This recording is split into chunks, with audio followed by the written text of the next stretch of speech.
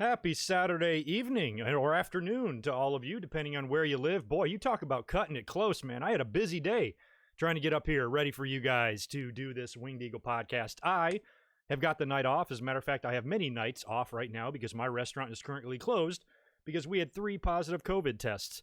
So we had to shut down for 10 days. So I've been off. I was up here last night talking to you guys. Here I am tonight on kind of a prime time or more later evening edition of the Winged Eagle podcast. And I'll be up here tomorrow to review Payback as soon as it's over, and then I'll be up on Monday to review Raw. So you get 4 straight days of me. And man, coming off the heels of last night's crazy Smackdown, we got a loaded episode to get into today. We got all sorts of wrestling results. We're going to talk about wrestling news, wrestling ratings, predict the entire Payback pay-per-view that's coming to us live tomorrow, and discuss a lot of hypotheticals. So I think it's going to be fun. It's going to be a really big, long, loaded episode, and luckily, we're in no rush, so I can take my time getting into this stuff, and hopefully tonight will be a lot of fun. I've even cracked open a nice Stella Artois Solstice Lager. First time having these. They're not bad. So I'm going to knock back a couple beers tonight while we do this. How you guys doing, by the way? First and foremost, I want to thank everybody that came in and tuned in and joined in live last night for my impromptu live stream. I had no plans on doing a live stream last night. I was watching Smackdown with all of you, making my notes to basically talk about in today's podcast, and then we got that great twist ending at the end of a really bad Smackdown. Like, last night was not even very good, but with Roman Reigns in the backstage area there signing the contract and says that he's going to win the title, and he says to Postman Pierce, he goes, "That's not a prediction, that's a spoiler." And then he glances over to the right, camera pans in, shows Paul Heyman sitting there, and he goes, "You can believe that. Holy shit." I had to come up and talk about that. So we were up here last night about 30 minutes after the show went off the air. We discussed all sorts of hypotheticals, what the future might be now for Roman Reigns, whether or not he's going to win the title tomorrow, and, you know, what they could do going forward with this Paul Heyman alliance, because you couldn't have picked a better scenario to do for all the fans that have been so bored and so sick and tired with that same old Roman. Oh, Jesus, I got a cat. Get down. God, I got a cat already fucking with me. So, you know, with all of that going on with the same old Roman and everything that we've been so tired of throughout the years, for them to go in this direction and now pair him with Heyman, a lot of us have been calling for that for many years, dating all the way back to 2015. Man, if they would just make him a badass and, like, oh, I don't know, put him with Paul Heyman, he'd be so much easier to stomach. Now he's there. So we'll see. We'll discuss and elaborate more on that today, as well as we talk about SmackDown here in a little bit. But we're going to open up with some wrestling news. I'm going to get into my schedule for this upcoming week, as we have another pay-per-view coming up next week. And I'll shout out the patrons, answer a couple of super chats, and all that good stuff. Again, I want to thank you guys for working with me with my fluctuating schedules. Ever since COVID happened, my Saturday podcasts, the times are not always 3 p.m. Pacific. They've been changing a little bit, hour earlier, hour later, 2 hours later. Sometimes they even happen on Sundays. It's kind of been a mess, so I appreciate you guys keeping track. I'm going to have to get up and kill this cat. He's going to be difficult right off the bat. I've been streaming for about 3 minutes, and he's already causing me trouble. Another issue that I'm hoping we don't have tonight are technical difficulties. Last night, this little asshole laid on my microphone cord, and he screwed up a connection or something, and we had 2 hiccups last night. Once the microphone completely went out, you guys couldn't hear me at all until you were saying, "Hey, we can't hear you, we can't hear you." So I had to fix it, and that took about a minute to fix. Later on, the microphone botched again and started projecting my voice in a really deep sound, like, you know, sound like a drunk Andre the Giant. So that was another minute wasted. So we had a couple of little hiccups there last night, but we dealt with them. We moved on, and hopefully we won't have any of those issues today. Before we cruise into some of the shout-outs, I do want to answer a couple of these super chats because there's some nice ones rolling in. A couple of awesome donations from Spaz Phoenix. Thank you very much, dude, for the $14. 2 weeks running, we got wins for the black and gold brand, just like back-to-back pay-per-view Wednesdays. Papa H was right. It's a marathon, not a sprint. Also, check out my podcast, Cheers Greg. Yes, please do. Go do that. Check out Spaz Phoenix's YouTube channel right now. Hit him up with a subscription, but don't listen to any of his shit until you listen to mine. You're here now. I got you now. You can go with him later. I'm kidding. But yeah, we're going to talk about those ratings because we had 2 unopposed shows this week, and they were interesting. Or 3, actually, because Dynamite ran 2 unopposed shows. NXT just ran 1. And last week, since it was the day before SummerSlam and it was NXT TakeOver Day, I didn't do a Winged Eagle podcast. We just did a TakeOver review, and I talked a little bit about Dynamite. but really only the ending, and that was it. So we got a lot to catch up on there, too, with Brodie Lee being the new TNT champion and all of that. And they had 2 shows that ran unopposed, and we'll talk about those ratings, what they drew, and what that means. We'll be getting into that soon. And I think you had another one down here, Spaz, another 10. Appreciate that as well. You could take out all the current women's champs in WWE, take out the horsewomen, or WWE and MMA, take out the legends, and still not be so bad. You got to bring over a champion from another company. Yeah, I mean, yeah, we all know what AEW's women division is. It's not good. But criticizing them for improving it with Thunder Rosa, that doesn't make any sense either. It's like that's almost like a damned if they do, damned if they don't comment. What did you expect them to do? We've been all saying, okay, AEW, your women's division sucks. Your matches are hard to watch. They're cringy to watch. I close my eyes. I close one eye during half of them, just to try to avoid the botches. Would you rather them not do anything, or would you rather try to help their roster? And plus, what kind of a company is NWA? They haven't been running any shows. They were on YouTube in the studio format, and then COVID hit and completely wiped them out. Making use of a good women's wrestler who is not doing anything, there's no downside to that whatsoever, Spaz.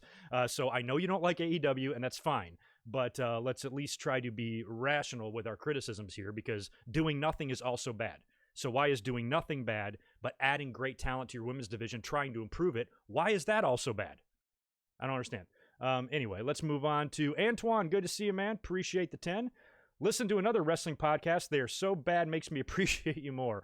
But I have a new theory. Reigns doesn't beats down Otis, doesn't win maybe, beats down Otis in a whodunit angle. Braun wins title. Roman cashes in. Okay, now you elaborate. You had some good ideas last night, too. I liked your 2-man power trip idea, which literally scared me shitless. There, okay, I don't think he'll be bothering us again. Because the thought of Roman Reigns and Brock Lesnar, each holding titles, like Roman with the Universal, Brock with the WWE, Heyman standing in between them, gave me an erection. Let's just say that. I was very intrigued by that idea, because I'm like, ooh, that's good. But there's a whole bunch of different directions you could still go in. You could have Roman and Brock collide. I mentioned last night, and we're going to talk about this in a minute, but Roman could be like, yo, Paul, I've been feuding with this guy for 5 years. Why would you take him in and align yourself with him without consulting me first? This is bullshit. And then they break up, and you got Roman and Brock feuding again. But now they're in different roles, so it won't be as boring as it was before, So there's lots of stuff. And I liked somebody else threw out the idea last night as well of, if Roman wins the Universal title and Drew keeps the WWE, and you do that champion versus champion match at Survivor Series, that would be an interesting match. Because Drew wiped out Brock pretty handily at WrestleMania, so now Paul has got a new guy to try to take out Drew. I don't know, but Roman with Heyman by his side, taking on McIntyre, both world champions, I don't see a downside in that either. So I think there's a lot of good ideas, and we're going to get a lot of those. We're going to get into a lot of those possibilities here in just a little bit. When we get into SmackDown and the Roman Reigns news, I've got Daniel Rodriguez popping in with the 99 cents. Appreciate that, man. And another $2 from you following that up. I'm drinking a Modelo with proper 12 whiskey and weed. Okay, you are not messing around on your Saturday. I don't have all 3 of those, but I do have 2. But yeah, nice easy drinking beer night tonight. That's fun. Well, I'm glad you are all loaded up, Daniel. Hopefully we'll have a pretty good episode in here tonight. All right, so also, I'm going to shout out the patrons in a minute. But I want to let you know my schedule for this week, because it's loaded. You're right in the middle of 4 days of me. I was up here last night talking about Roman Reigns. Make sure you go look at that video if you want to hear my full initial thoughts on that when it first happened. And oh my God, what does this mean? What could the future hold? All that stuff we talked about last night for about an hour. It was a lot of fun. So check out that video. And then tomorrow, immediately following Payback, I'll be up here for a full show review, and then I'm up here every Monday, as you guys know, for Monday Night Raw reviews.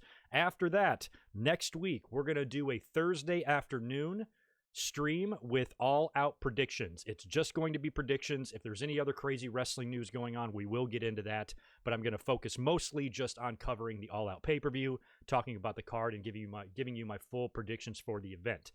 Since All Out is next Saturday, probably not going to bother with a Winged Eagle, because we're going to be doing a lot of stuff today and discussing a lot of stuff today.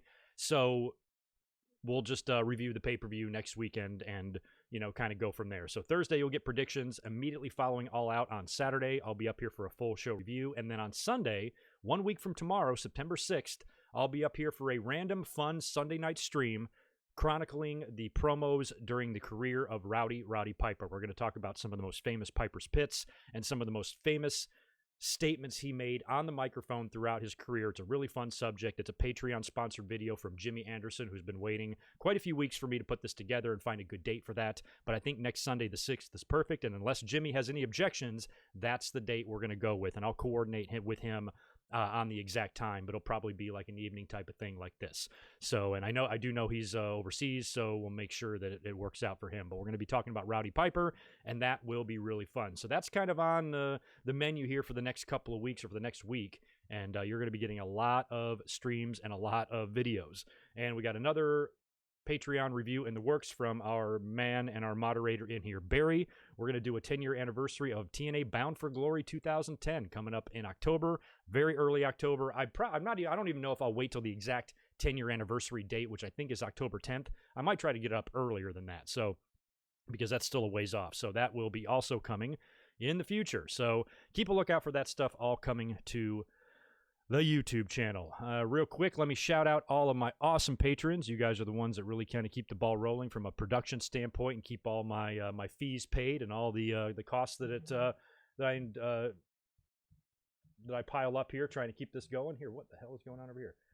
You guys really help with that, and I appreciate it. I want to shout out brand new $10 patron, Brett Luckfield. Your name is down in the description below as well. The Apron Bump Podcast, Alan Carter, Daniel Rodriguez, Scotty Cura, Brandon Yelverton, Alex Reynolds, Scott Moss, Michael Tong, Nick Musser. There's Jimmy Anderson right there, who's got the Piper video coming up next week. Take K-Dog's Kennel, Ryan Y, Devlin Husband, Stephen Myers, the Double Z TV, Claudia Clavedetcher, John Rediford, Jordan Carg, Barry, what's up? Just talked about you. John Riffle, Josiah Blevins, Mr. Steve Domanian, Ewell, I'm sorry, I keep calling you Elwell, Ewell, Michael Cuomo, Naveed, Keith Sawyers, Nathan Walker, and Blake Moran. Appreciate it, guys. As always, you're the best.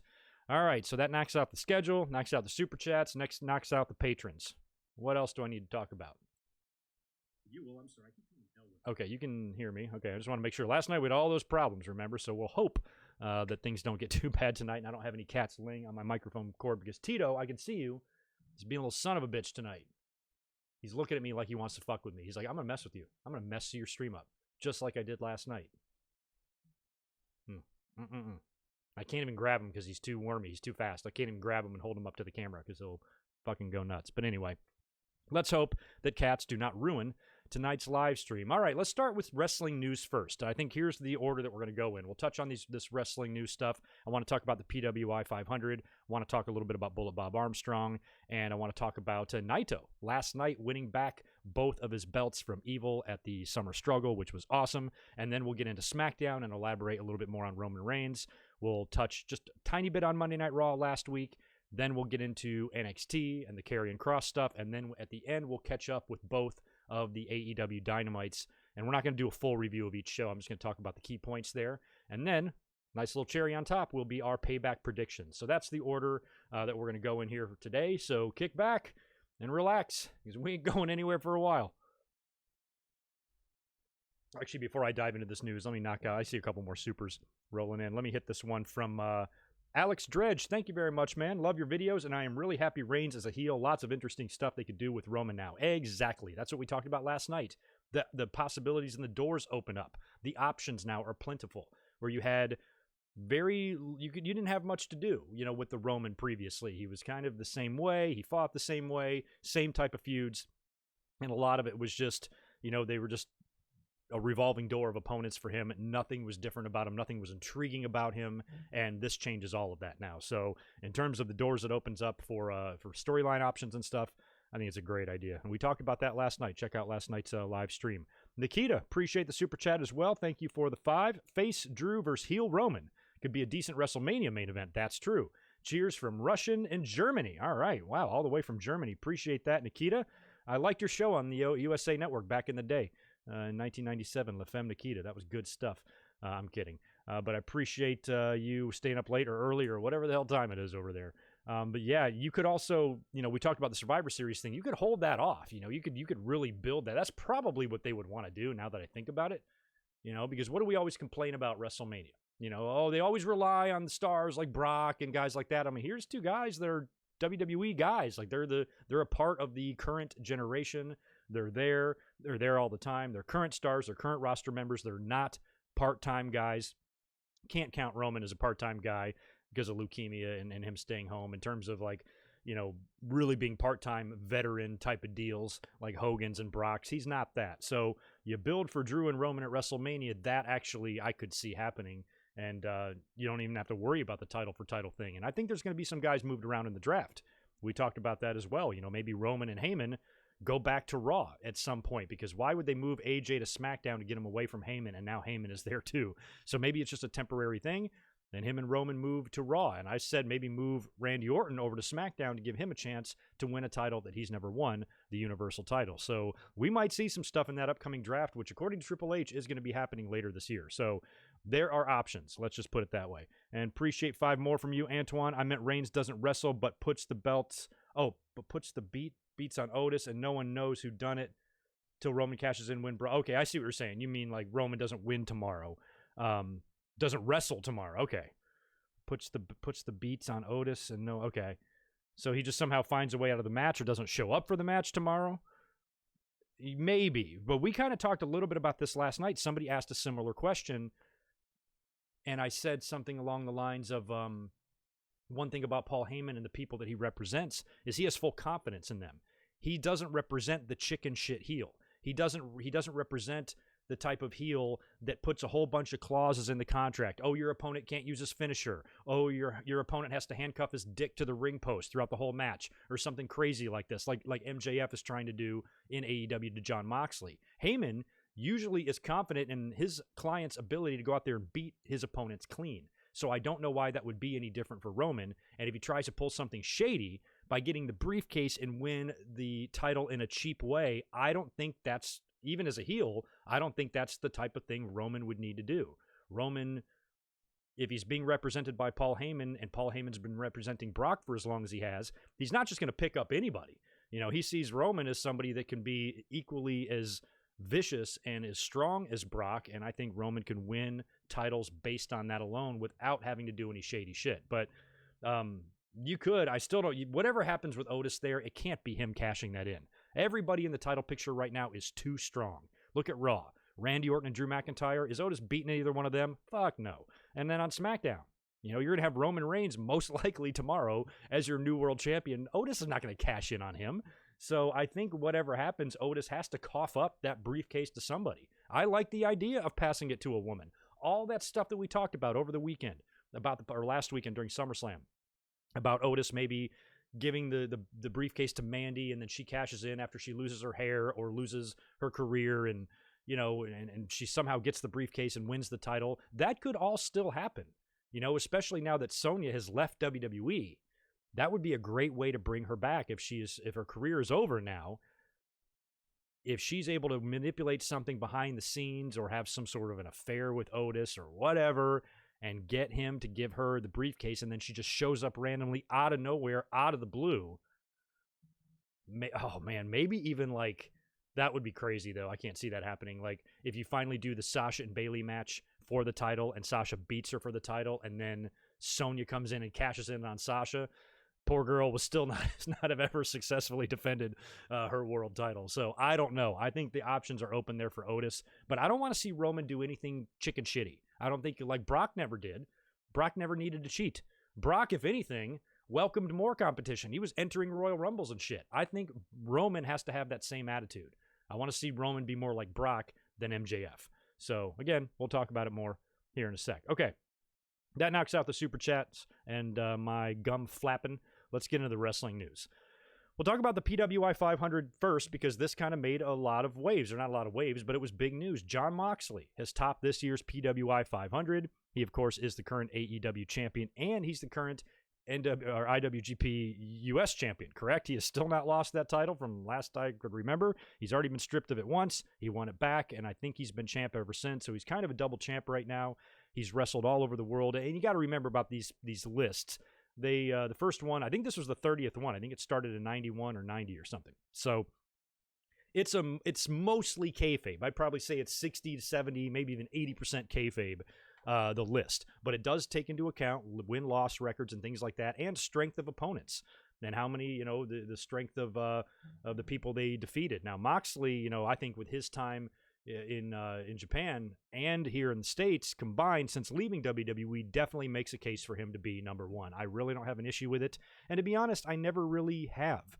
There is one year I remember being slightly surprised, and that would have been like 96 or 97 when they decided to randomly put Dean Malenko at the top of the list, which from a wrestling standpoint, of course, he belongs just like a lot of guys. He's great in the ring. He's an absolute freaking technician, and he was wonderful, but, he wasn't anywhere near a world title near that time, and it was just kind of a random choice. You're like, that's kind of surprising or whatever. So every now and then, they'll hit you with a crazy one, but for the most part, it's usually one of the world champions. Now, I think one of the most significant things about Moxley being on here is now all three members of the Shield have topped the PWI 500, if I can talk. As a matter of fact, I pulled up the list here because I wanted to see. I couldn't remember what year Roman won it, and he won it. He came in number one in 2016. Okada was 2017, Omega in 18, Rollins in 19, and Moxley this year. Now Rollins has been on it twice.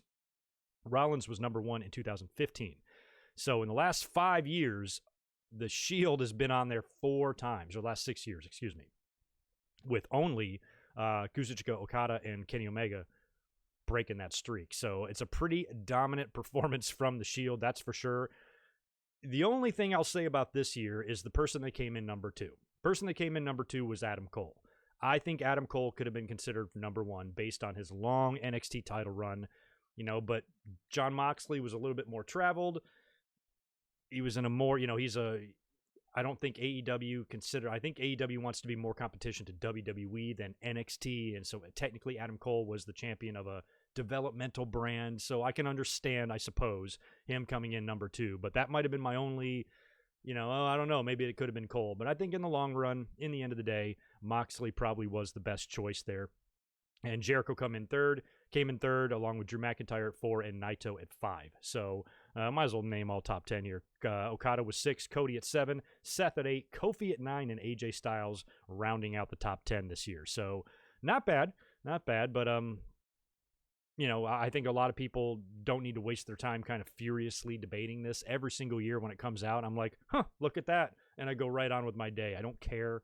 There's been some years that I've been very happy for people. I know The Miz was number 1 one year, but so what? Who cares? Benoit was. Bret Hart had it twice back-to-back in 93 and 94, which there was not a better wrestler either one of those 2 years in the world than him.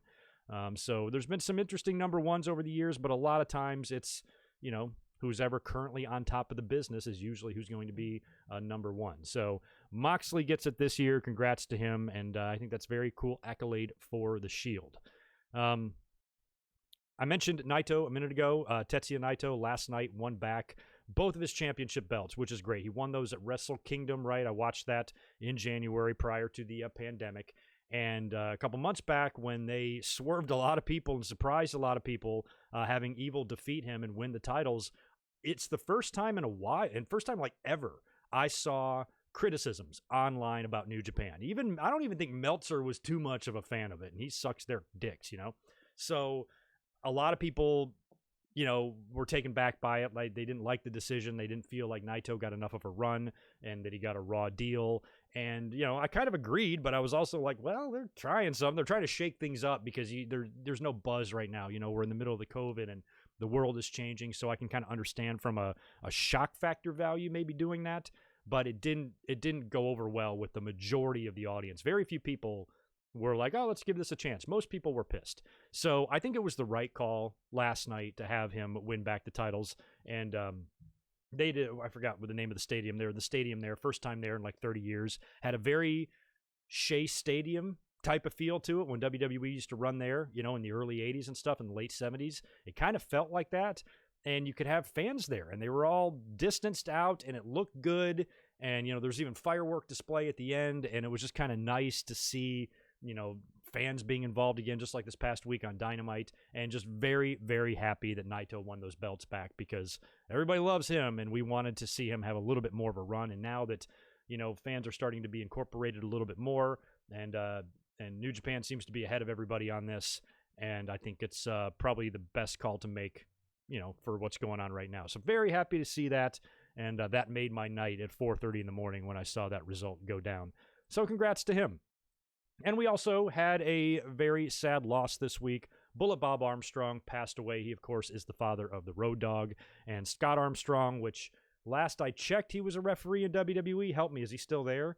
And Brad Armstrong, who passed away several years back in 2012, I believe, of a heart attack. And Brad, I think, was, of all the Armstrong brothers, was probably the most athletic and probably the best. But it was Road Dogg. Road Dogg, and even Scott, Scott and Brad, I felt like were in shape.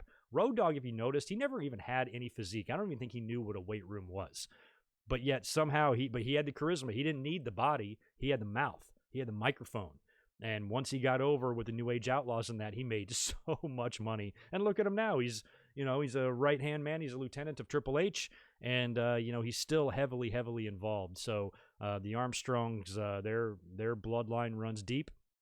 Bullet Bob was the walking definition of a stud. Dude was in an amazing shape throughout his whole career, even late in life. Even when he was 70 years old, he could have whipped my ass.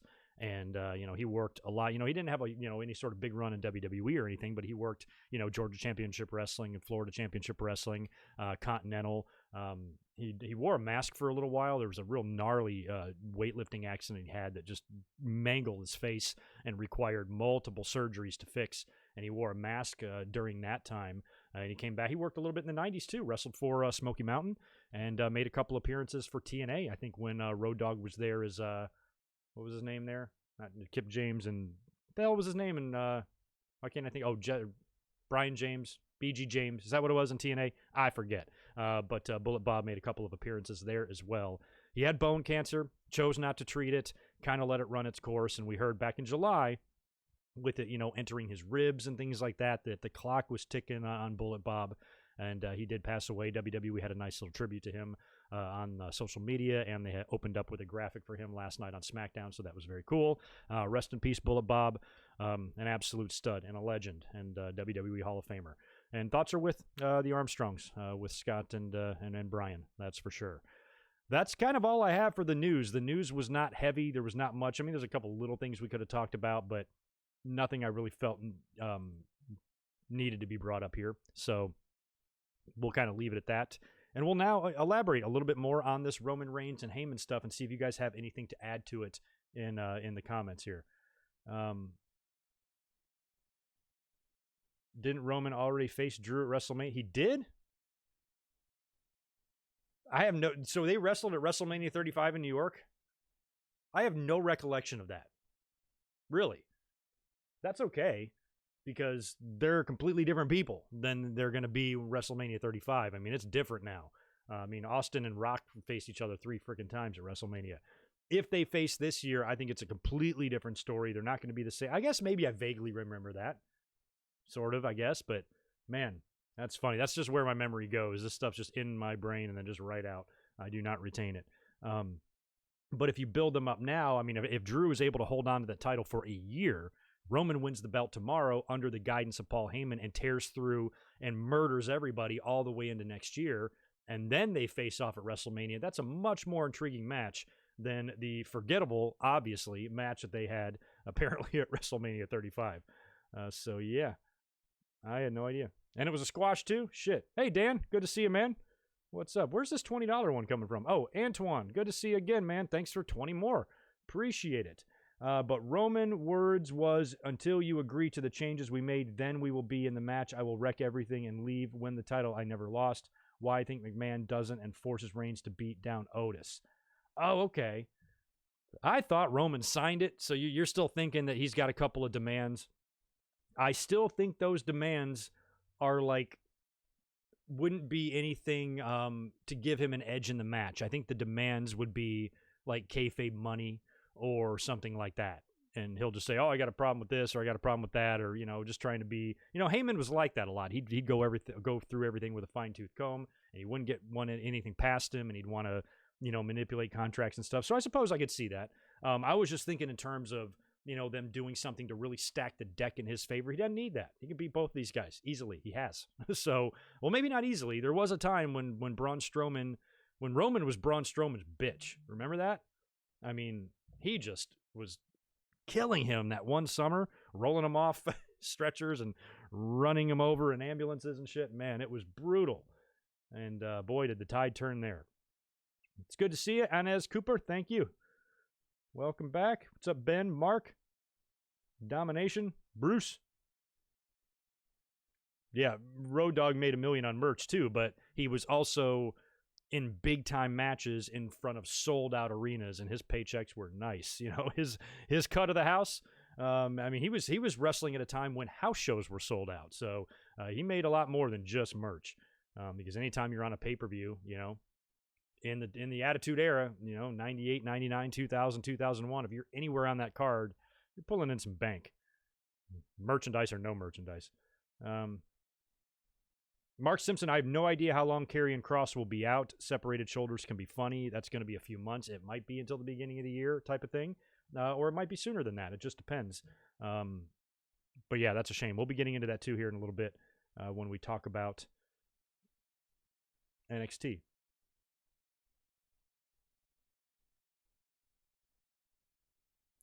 I don't remember that either. Anyway, okay. Let's move on to SmackDown last night. Like I said, we were up here talking about this for an hour last night. So if you want to check out last night's video, please do that. But of course, we know at the end of the show, it was revealed that Paul Heyman is now going to be aligning himself and representing Roman Reigns going forward. And we talked about all of the great possibilities that this now opens up. And one of the biggest ones is that now it really allows Roman Reigns to be a much more tolerable character. You know, he's somebody that the fans have always said, oh, we cut stupid promos. He's not interesting. You know, his music is dull. His outfit and his look is growing old. It's lame. It's boring. It's over, exposed, all that kind of stuff. And we've talked here on this channel because from day one, much like John Cena, and I will always stand by this, I will take this to my fucking grave and fight anyone to the death on this. Roman Reigns does not deserve the hate that he gets.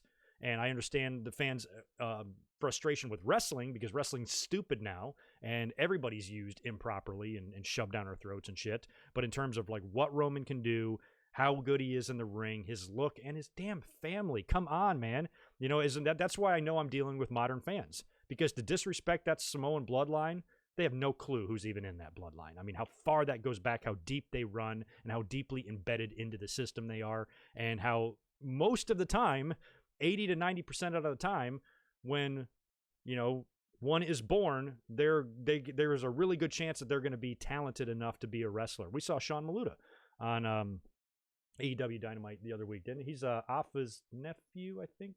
He was on Dynamite this past week as well. They're everywhere, and they're all good, and they're good looking, and they're strong, and they're big, and they're what you want. And Roman, you know, I just didn't feel like he deserved the hate. Oh, I want Roman to die. He's faking his leukemia. The crazy shit. Just the stupid, ignorant shit that came out of people's mouths as it related to Roman Reigns, when all it was their internal hate for him, their inability to realize and recognize that wrestling just sucks, and that all boils over into where they say, oh, he sucks and he can't wrestle and he can't cut promos. I'm like, man, you put him, just like Cena, in the right situation, they will do it. And now, as years have passed, people have kind of lightened up on Cena. Okay, maybe he wasn't that bad. All it was WWE's overuse of him, shoving him, cramming him down the throats, up the ass of all of the fans. That's the type of stuff that does it. And you have to understand that it's WWE, kind of not them. And I always felt that if John Cena turned heel in 2013, he could have been the biggest star. He could have been what Hogan did. I mean, think about that. Hogan was as good of a heel, as good as of a babyface as he was a heel. Or good of a heel as he was a babyface. After that long babyface run, superhero, real American crap, changing the business, he then goes heel and changes the business for a second time. Twice Hogan did that. And I think Cena could have done that, but they never gave him a chance.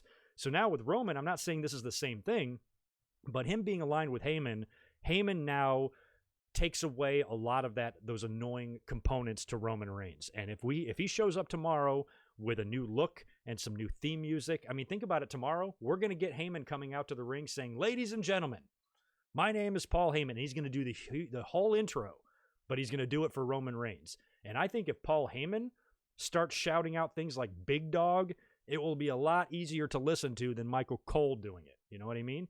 So, I mean, Paul Heyman might be able to get Big Dog over. Who knows? Because it's been lame up until now.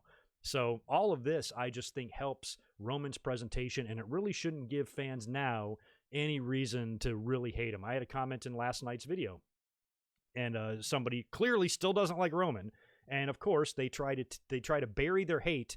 They try to justify their hate with rational reasons, but the reasons are stupid. And he's like, if Roman comes out tomorrow and he does the predictable, boring, and infuriating thing, like win the title. And I'm like, predictable, boring, and infuriating. The fact that you said infuriating exposes your true feelings for him. You just said you are mad anytime he wins a match. You admitted to it. And you're trying to rationalize it under real reasons. Now get the fuck out of here. How stupid do you think I am? You're as transparent as glass. It's totally okay to not like him. It's totally okay to hate him. But don't try to pretend there's real reasons why he shouldn't win. This is good stuff. If anything, he should win. If he aligns himself with Paul Heyman and he's this new attitude, badass ass kicker, and he loses, well, in a way, you could say he was buried. And his argument was, he should be a heel and chase the title. I'm like, give me a break. You know how many times I heard that when he was a babyface? It's not that bad. It's not that we don't like him being champion. It's babyfaces should chase the title. Make up your fucking mind. What is it? Should heels chase the title or should babyfaces chase the title? Or is the reason a little deeper than that and you just don't fucking like Roman Reigns? Just be honest with yourselves, please, and try not to bullshit me because I'm older than you and I'm not stupid. So I just kind of laughed at that. I'm like, okay, here we go again. There's still going to be people tomorrow. If he comes out there with a new attitude and he murders Braun Strowman, the Fiend doesn't have to take the pin. He can just beat the shit out of Braun Strowman. Nobody gives a crap about Strowman anyway. Beats him, wins the title. Paul Heyman announces him as the new champion. Maybe he gets on the mic and cuts a short 30-second promo. I don't need any of you. I never needed any of you. I'm here to take what's mine now. This is my belt. Good luck to any asshole that wants to try to knock me off this mountaintop, because you ain't going to do it. I'm the big dog. I'm back. This is my house now. And then Heyman can just close it all out with, and you can believe that, and throw the microphone down, and they walk off, fade to black, show goes off the air. What's bad about that? Just because the guy you don't like won? Come on. So I just think that going in this direction with Heyman and Roman now just opens up the doors for so much more with Roman Reigns, so much more substance, so much more that we can care about. And if fans really wanted to hate him, if they do something like I just laid out tomorrow, then they will hate him, and this will work. I mean, they can be shit. They can even bring Goldberg back as a babyface to beat him. I don't know what the hell. So I think it's going to help Roman now. It's funny that there's no audience there. That really sucks, because I would have loved, the virtual audience, you can't tell what the hell's going on. If there was a packed house there, I would love to see their reaction to him. Would they've been booing him as a babyface, but if he turns and joins Paul Heyman, wins the title and shits on the crowd, are they now going to cheer him for being a heel? They just might, because it's better than what they were seeing. But it doesn't take a lot of imagination to get the fans to boo you. All you have to do is throw the smallest insult out at them, and they go crazy on Twitter. Oh my God, I can't believe you said that about us. I'm like, well, it's true, you little fucking mark. So I think if Roman does something like that, there's so much upside and so very little downside with or without a championship belt. People are very hung up on whether he's a belt, he's a champion, he's going to suck or whatever. Get over yourself. There's 200 belts in wrestling. You got Moxley, you got McIntyre, you got Karrion Kross or whoever the hell wins next Wednesday. You got a million other underneath titles. You got Naito as your New Japan or IWGP champion. Just relax, man. It's one belt. Let's see where it goes. This beats what would have happened had COVID not happened. Do you guys think that if COVID didn't happen, that we would have this Roman Reigns right now? Do you think they would have gone with this? I mentioned last night that I always thought that maybe WWE kept this idea in their back pocket and they could go with it one day, in case of emergency, break open glass type of thing. But if Roman wouldn't have left, don't you think we would have seen same old Roman coming to the ring at WrestleMania and having an extreme, you'd want to talk predictable. There is nothing more predictable than that Goldberg and Roman Reigns match at WrestleMania. He would have gone in there and beat Goldberg at WrestleMania, won the title, same old Roman, same old music, same old promos, same old presentation, and he would have been running with that through the summer, until he faced whoever the hell he faced now at SummerSlam. I can't see this being the plan all along. Roman left. He's been gone for 4 months. He's had time to think. WWE's had time to think. What can we do with him upon his return? Should we change things up? Ratings are down. Ratings are shit right now. Bringing Roman back, the same old Roman the way he was, I don't think is going to help the ratings. A new attitude Roman might help the ratings. We saw they came in last night for SmackDown. They were over 2 million, but they weren't setting any records or anything. So, it's not like it changed them overnight or anything, but it definitely helps.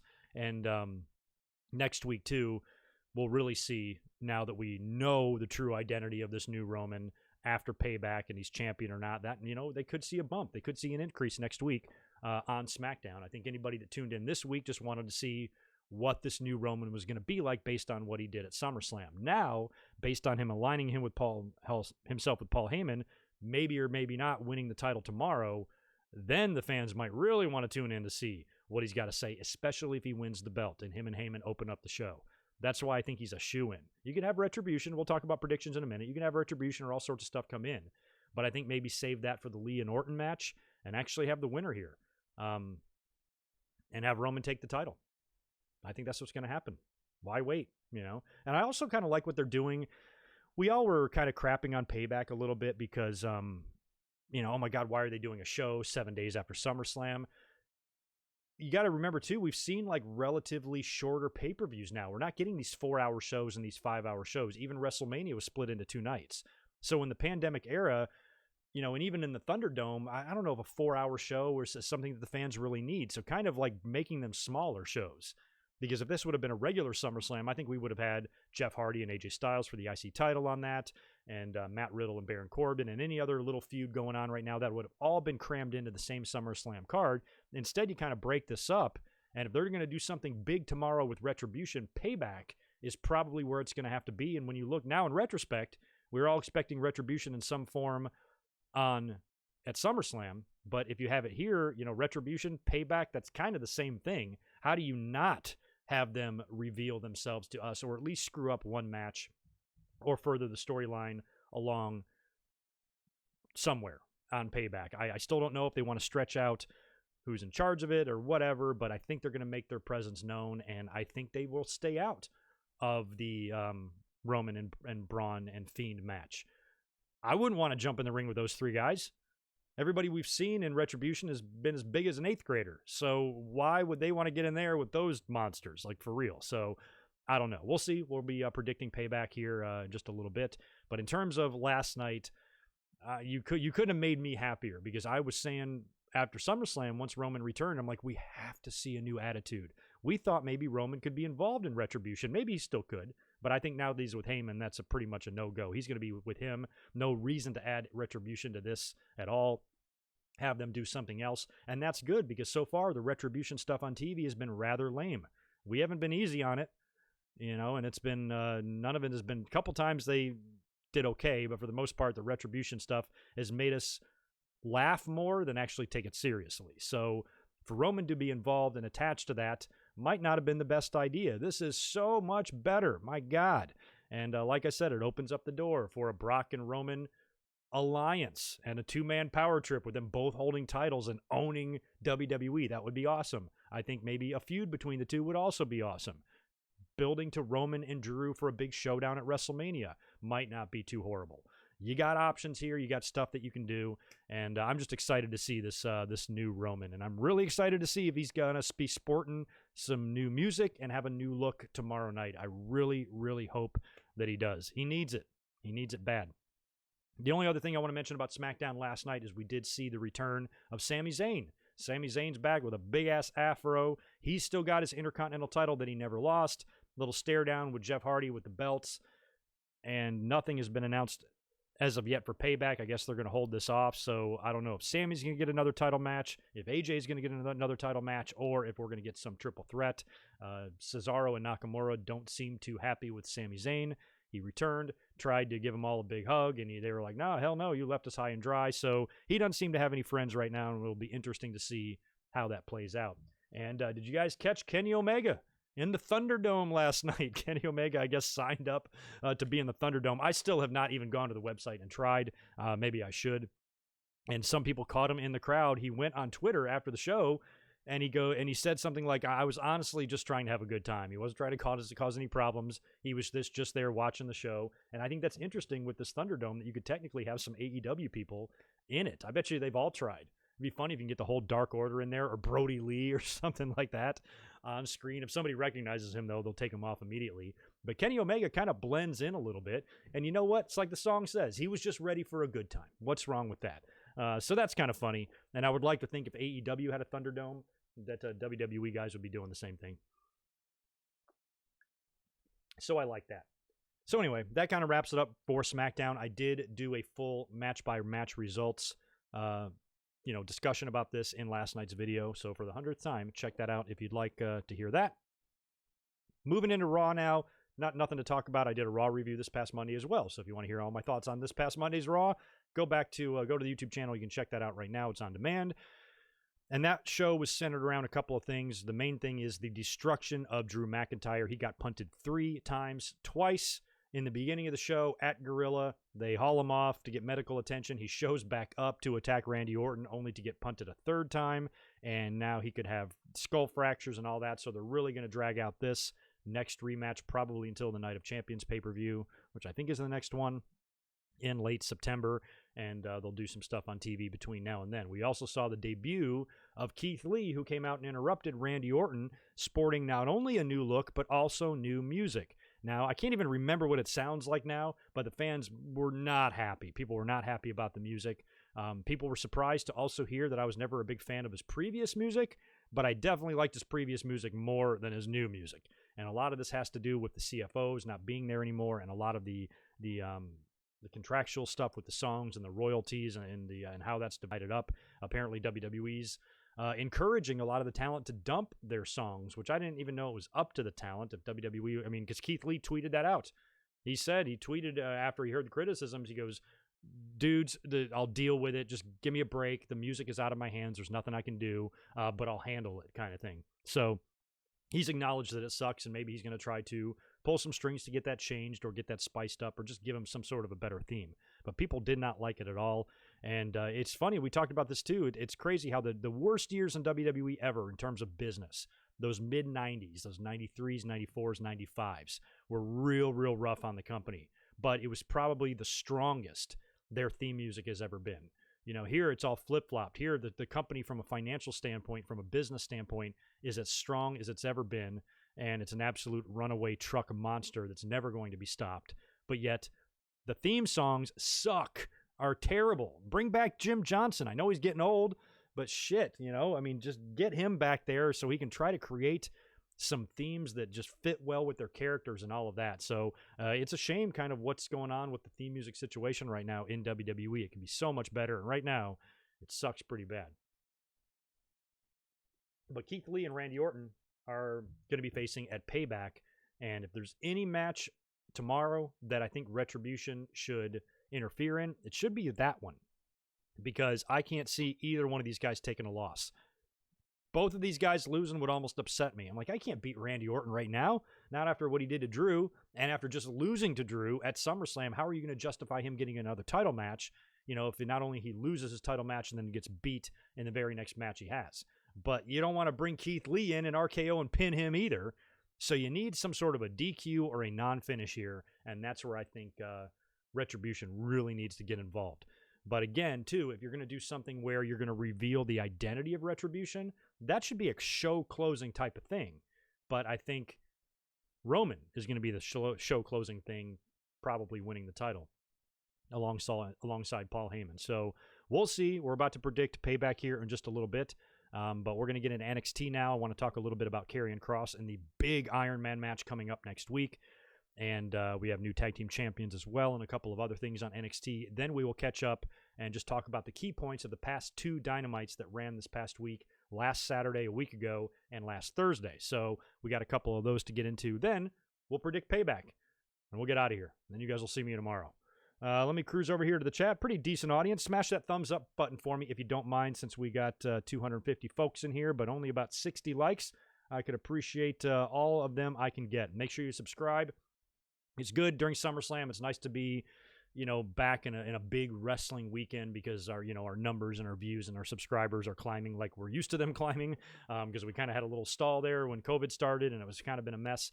So if you're here for the first time, make sure you subscribe as well, and all that jazz. All right, let's get into NXT from this past week. As we know, Karrion Kross 1 week ago defeated Keith Lee for the NXT title, which made our day, and I had predicted him to beat Keith Lee. I said, if you ever want to have a chance at all to even come close, to even come anywhere in the ballpark of having yourself another Brock Lesnar, he's really the best chance you've had in quite a while. And given his trajectory since coming into NXT, and what a tear he has been on since his debut, getting a title shot this soon, it's almost like you have to put it on him. You can't beat him.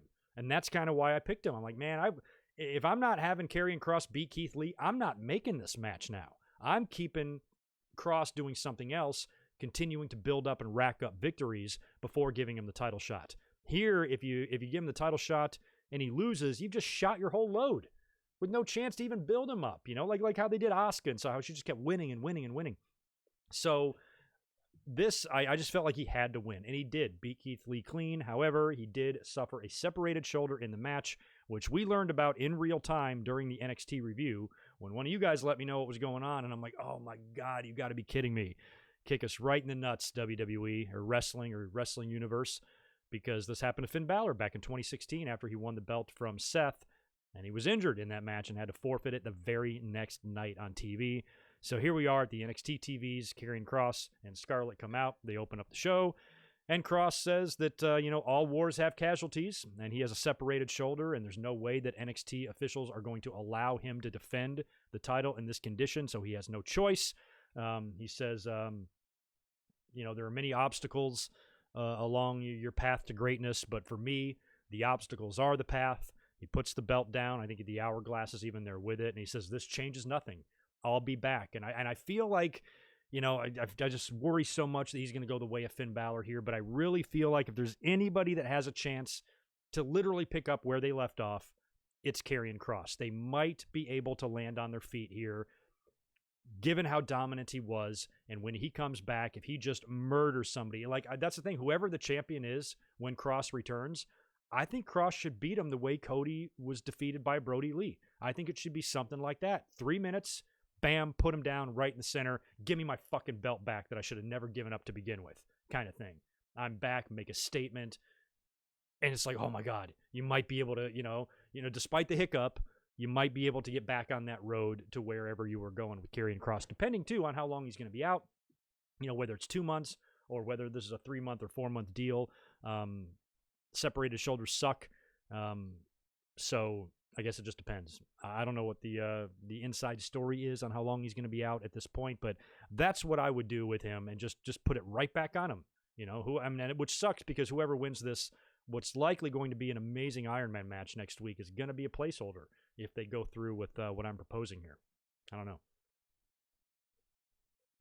However, later on in the show, William Regal then comes out, and that's when he makes this big announcement. Now, I was not expecting this because, I thought they would do a tournament or they would, have some multi-week type of shit that would conclude at a pay-per-view or whatever. They are not wasting any time. They need a champion, and that's good. So Regal comes out to the ring with the belt, and he announces that next week, this coming week, in just a few days, on NXT, there's going to be a 4-way Iron Man match. Iron Man match. How the hell are they going to do this? Between the 4 current former NXT champions on the roster right now. Those competitors are going to be Adam Cole, Johnny Gargano, Finn Balor, and the returning Tommaso Ciampa, who came back on this show and destroyed Jake Atlas, pinned him in maybe 90 seconds, maybe less, and then after the match, continued to beat his ass. So Ciampa is back. Ass-kicking Ciampa is back.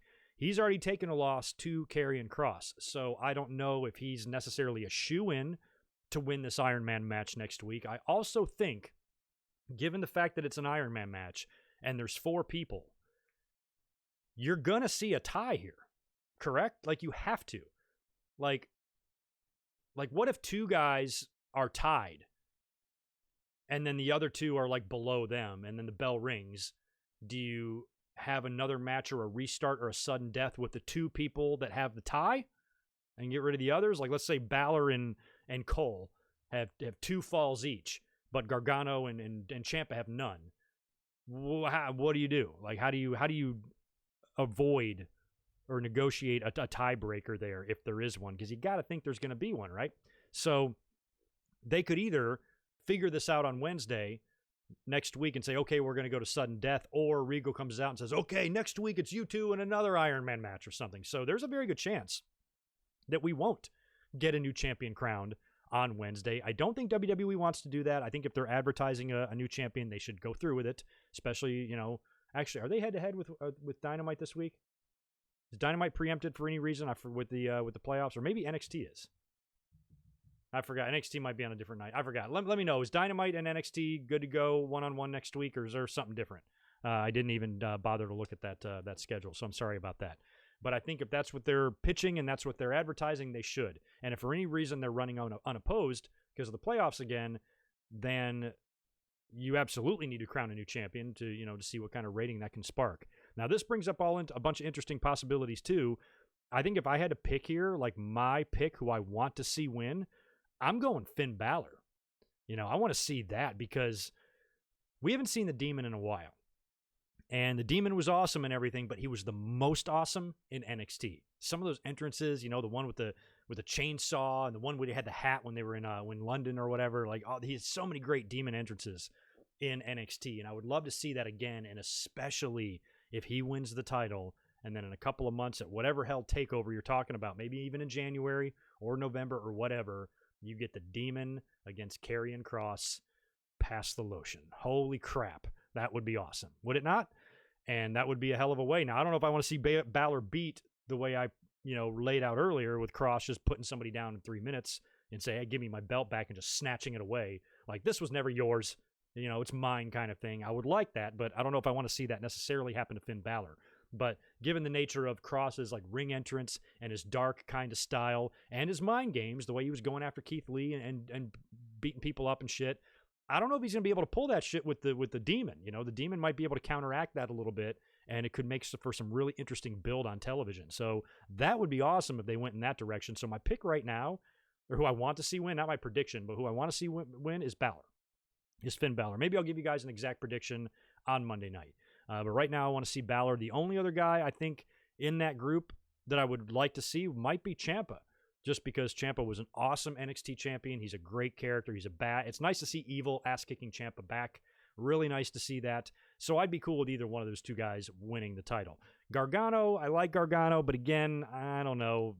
I love what he's doing with Candice and the Dinner with Gargano segments and all of that. I picked him to win the North American title, and he did not. I don't see him winning here. And Cole, I would love more than anything to win, but he just came off a year-plus long run with the title. I don't know if you put it. I could maybe see them putting it back on him. I actually could, reunited with the Undisputed Era again, and then just go with that until Kross comes back. But I think Balor would be more fun, so that's who I'd like to see. And big shout out to the returning Wade Barrett. Holy shit, he was doing commentary for NXT this week. They brought him in, and that's a heck of a addition right there. I guess Nigel McGuinness is probably stuck wherever he is. He probably can't travel here. There's no shortage of announcers in WWE because they have Vic Joseph, and Beth Phoenix is still there, and Mauro Ranallo and Tom Phillips can sit in NXT here and there if they want. So it's not like they need people, but we did see Barrett or Drew Bennett. He was doing commentary for the NWA when they booted Jim Cornette. So to see him here in NXT and what was originally rumored to be a one-off, but apparently he will be back. And that's great because Wade Barrett is a guy, at least in the ring, from a wrestling standpoint, WWE, treated like shit. I mean, my God, they so dropped the ball on him more than once. And even when they finally felt like they might be going somewhere with him with the Bad News Barrett stuff, they found a way to screw that up too. So at least on commentary, they can't screw him over. At least on commentary, he can do his thing because he's got a great voice and he can talk, and everybody likes Wade Barrett. And the reviews on him were good on his performance on Wednesday. So I'm excited to see more of him on TV, and it's good to see him back. It's just really, really good to see him back.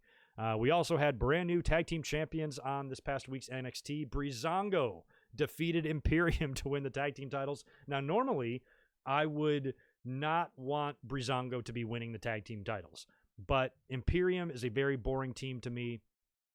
I would have much preferred Undisputed Era, so I don't really care that they lost here, and I feel like the NXT tag division used to be so much better, did it not? Like, there just used to be so much better teams that were there that now WWE has taken to the main roster and completely screwed up, like the Authors of Pain and everybody else. Who else was there? Authors of Pain and what are their names? Blake and Murphy and American Alpha, and there's so many good teams back in the day in NXT, and now they've evaporated. So, at least for right now, since you don't have the strongest division anyway, even those guys that Malcolm Bivens brought in, they got in trouble. One of them got in trouble for posting the screenshot of Keith Lee winning the title or whatever. We haven't seen them since. So might as well put it on Breezango. At least they can be entertaining. I think we see a lot of comedy and we see a lot of more entertaining aspects to Dynamite every week than we do on NXT. So having Breezango as the champions can maybe counteract that a little bit, and they can add a little bit more comedic stuff there, because they're going to be just a totally comedy tag team. Even with the titles, they're a comedy tag team. That's what they do. It's great for them to see both of them return to NXT and win championship, after being there, going to the main roster, doing nothing and coming back. I mean, what was that, WrestleMania 29? It's been 7 years since Fandango beat Chris Jericho at WrestleMania. So it's good to see him finally have some gold again, but I think they're just doing it because they're like, F it, we don't have much of a division right now anyway, so if we're ever going to put the tag team titles on a comedy team, now probably is the time to do it. Here's another interesting match we saw this past Wednesday. Dakota Kai and Raquel Gonzalez defeated Rhea Ripley and Io Shirai in a tag team match. Jesus, man. I like this. Now, Mercedes Martinez showed up outside of the ring and attacked Ripley during the match, leaving Io Shirai in there by herself. Raquel hits her with that big crazy slam thing of hers, and I'm watching that, and I'm thinking it's the finish, and the champ kicks out. Thank you, WWE, for not pinning a champion. And I know I saw a lot of negative response to this on Twitter, and you guys know what a big Rhea Ripley fan I am. All you have to do is go back to the earlier part of the year and late part of last year and listen to my commentaries and listen to me professing my love to her. I love her. But in terms of who's got to take the pin here, she does. She's not the champion. So she already got beat up by Mercedes on the outside of the ring. Io kicks out. Ripley finds herself in the ring after that, and she gets hit with the big Raquel slam, and Raquel puts her down. And I saw people say, oh, that's the end of Rhea Ripley. She's buried now. She'll never be a star. WWE's fucked him up. She was the right person to take the pin there. Plus, they sort of protected her. Mercedes Martinez showed up and beat the shit out of her on the outside of the ring. It's not like she was in there getting beat clean or anything. And Raquel is a big woman, and to see those two kind of come face-to-face, those two badasses like that, I thought was really cool. And I think it could lead to a one-on-one match or something, since Raquel now owns a pinfall victory over Ripley, and Ripley can beat her. And, I think all of this it can be recovered. I don't think there was any burial here in terms of a tag team match. If you're going to put the heels over with help from the outside, the champion shouldn't take the pin. Her partner should.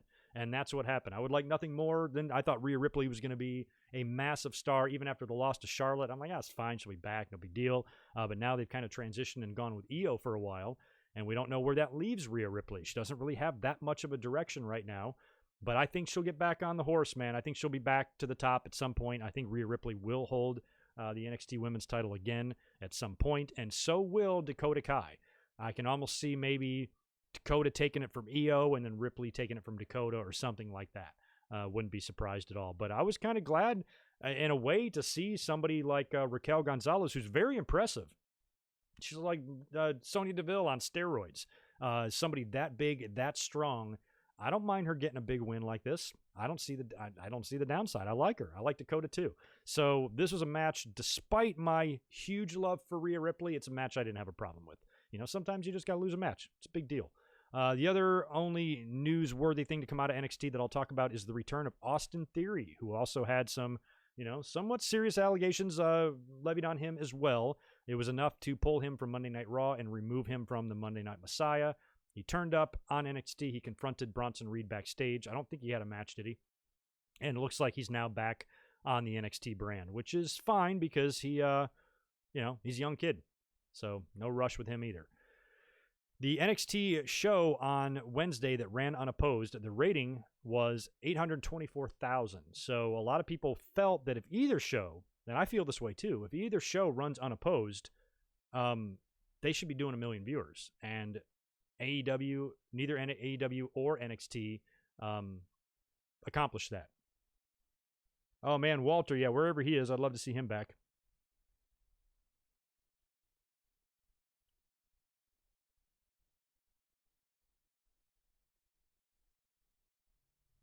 Ray and Dominic are taking on Buddy and Seth at Payback tomorrow. Tag team match. They're definitely going to win that. Just seeing if you guys are giving me any other information here on the. I was curious about this week's Wednesday, if we're getting AEW and NXT face to face, or if AEW is bumped again due to the playoffs. I'm not sure. A lot of people, shell shock, a lot of people are with you. I've seen a lot of people say they want Ciampa to win, and I would not be disappointed in that at all. It's glad to see him back.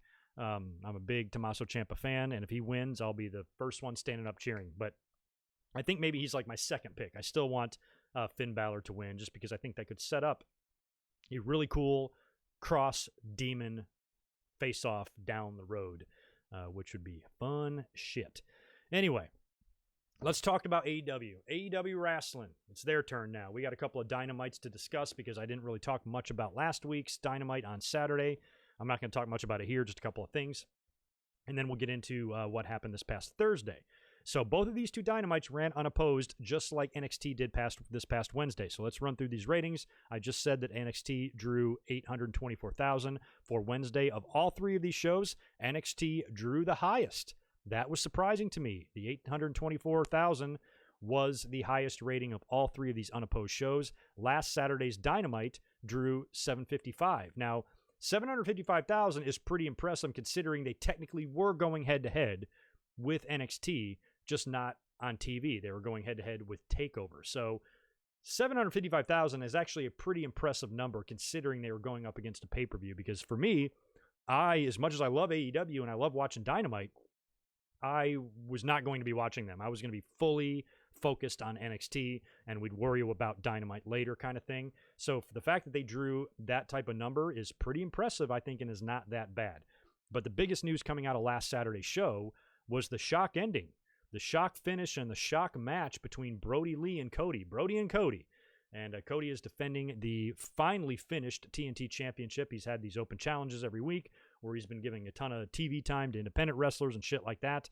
And now he's got to take on Brodie Lee. And I did not expect the match to go this way. I guess at the end I'm not that surprised that Brodie won, because I'm like, man, if he doesn't, he's already lost to Moxley.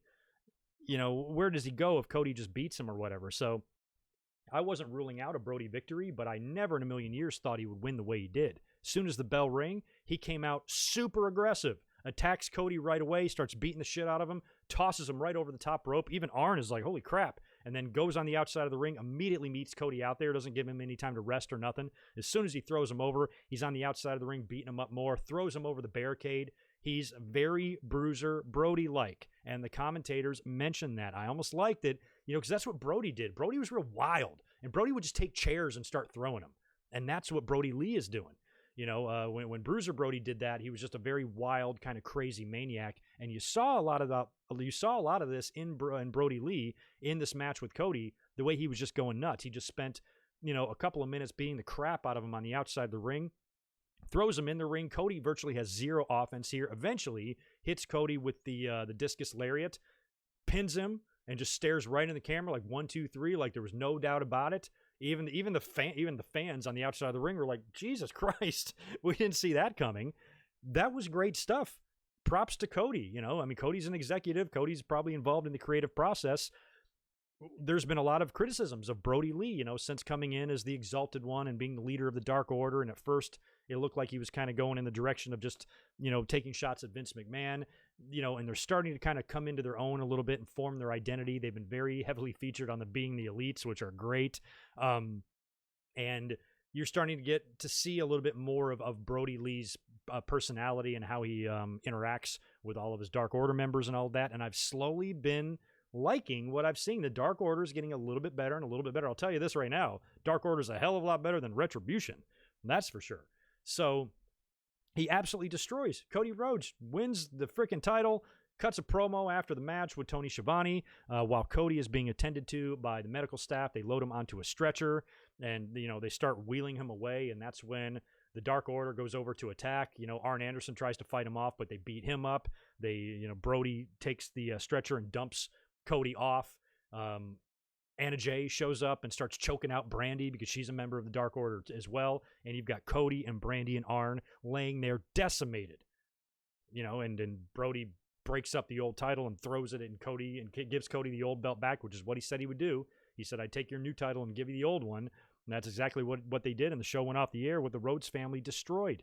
And I just thought that was awesome, because that's, if you want to make Brodie Lee a big deal, you brought him in as one, and you want to show the wrestling world, not only does AEW want to show the wrestling world in WWE, but so does Brodie Lee. He wants to show the world that the only reason why he didn't make it to anything in WWE is because they just don't know how to utilize proper talent. They have too much talent there, and they have great talent sitting there doing nothing that could offer a lot to the show. And when he first got to AEW, some people were like, oh, see, I told you he sucked. I'm like, give it time. You can't just say that 2 weeks after he comes in. You know, you got to let shit breathe and let them grow, let it evolve, let them see what they're doing right and see what works and see what's not working and try to evolve the character that way. And that's what they've done. And Brodie Lee's gotten more and more interesting, and so is the Dark Order as the weeks have gone. And this here, you know, to me was the the big payoff of all of that, of Brodie going out there and now looking like somebody that really is a force to be reckoned with. You know, I saw some people say, oh, Cody's not believable because he went like 20 minutes with like independent stars. Like, shut up. Jesus. There is nothing like, I see Cody gets a lot of heat. Cody gets a lot of heat like Triple H does. And it's funny. It's like how Spaz was talking earlier about the women's division. You know, it's like, man, even when they try to do the right thing, they still get shit on. You know, so here Cody is, who's probably a member of, you know, Creative. And he's like, you know what? If we want to get Brodie over, he needs to kill me tonight. I need to go out there and get murdered by him, and he needs to beat me in 3 minutes for the title. You know, I want to do that in order to get this character over. And people still said, oh, Cody, he gave so much time to the independent wrestlers. Now he's not credible anymore. I'm like, oh, my God. I'm like, can you guys get over yourselves and just acknowledge something good when you see it? Because this was fantastic. And this was the right call, probably the right thing to do. If you want to have any chance of actually getting the Dark Order over to that degree, this is the stuff you need to do. This is the dominance you need to show them have. And not only do they have this vicious dominant streak, as we've seen on the Being the Elite, and as we'll see here in a little bit when I'll talk about the celebration, they have a comedy aspect to them too.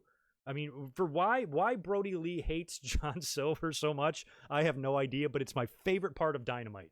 To watch that guy go, I love you, Brodie, and then he just beats the shit out of him. That's funny. You know, that's entertaining to me. So I am really liking the Dark Order now, and I'm going to talk a lot about their big celebration here in just a second. But the only other thing I wanted to mention about last Saturday's Dynamite was the match set up at All Out and proposed for All Out by Chris Jericho, who cut a promo with Orange Cassidy.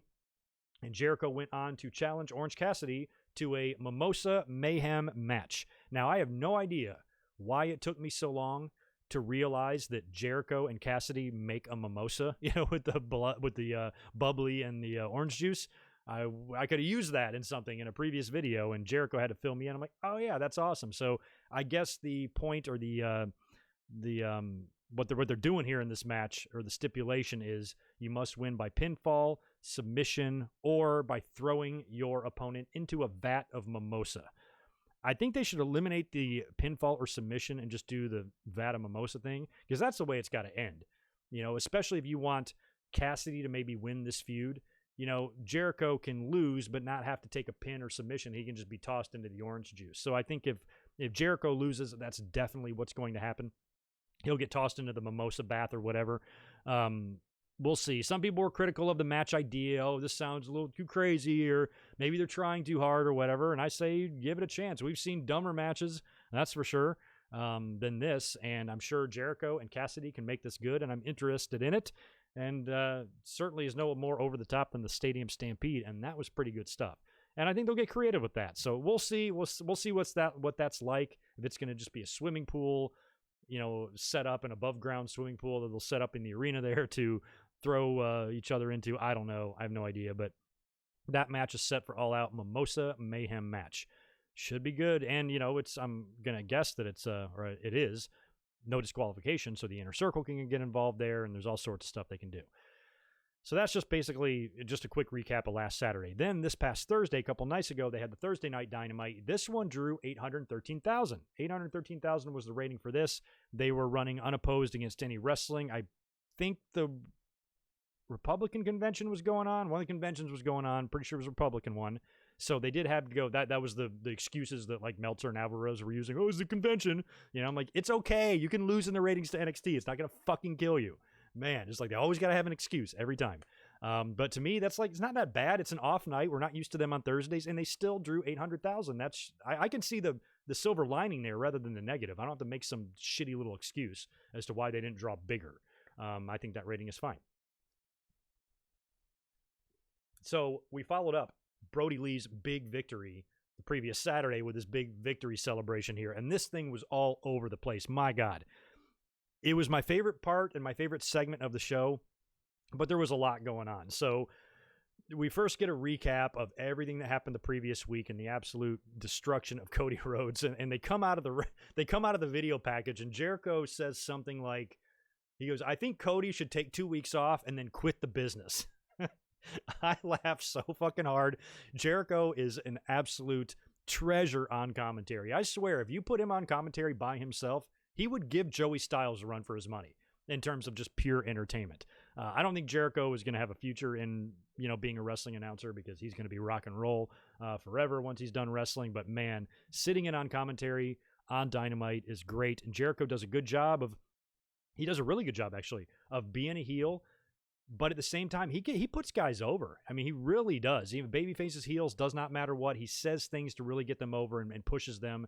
And I think that's another real valuable thing about Chris Jericho on commentary is, he knows the guys, he knows the boys, probably better than the announcers do in terms of, from a backstage environment and who really has potential and who he sees something in, and to be able to try to get them over as much as he can with his words on commentary is another reason. It's reason 2,562 why Jericho is the fucking man. So they recap all that. Evil Uno, who JR calls Evil Ono, like the fish.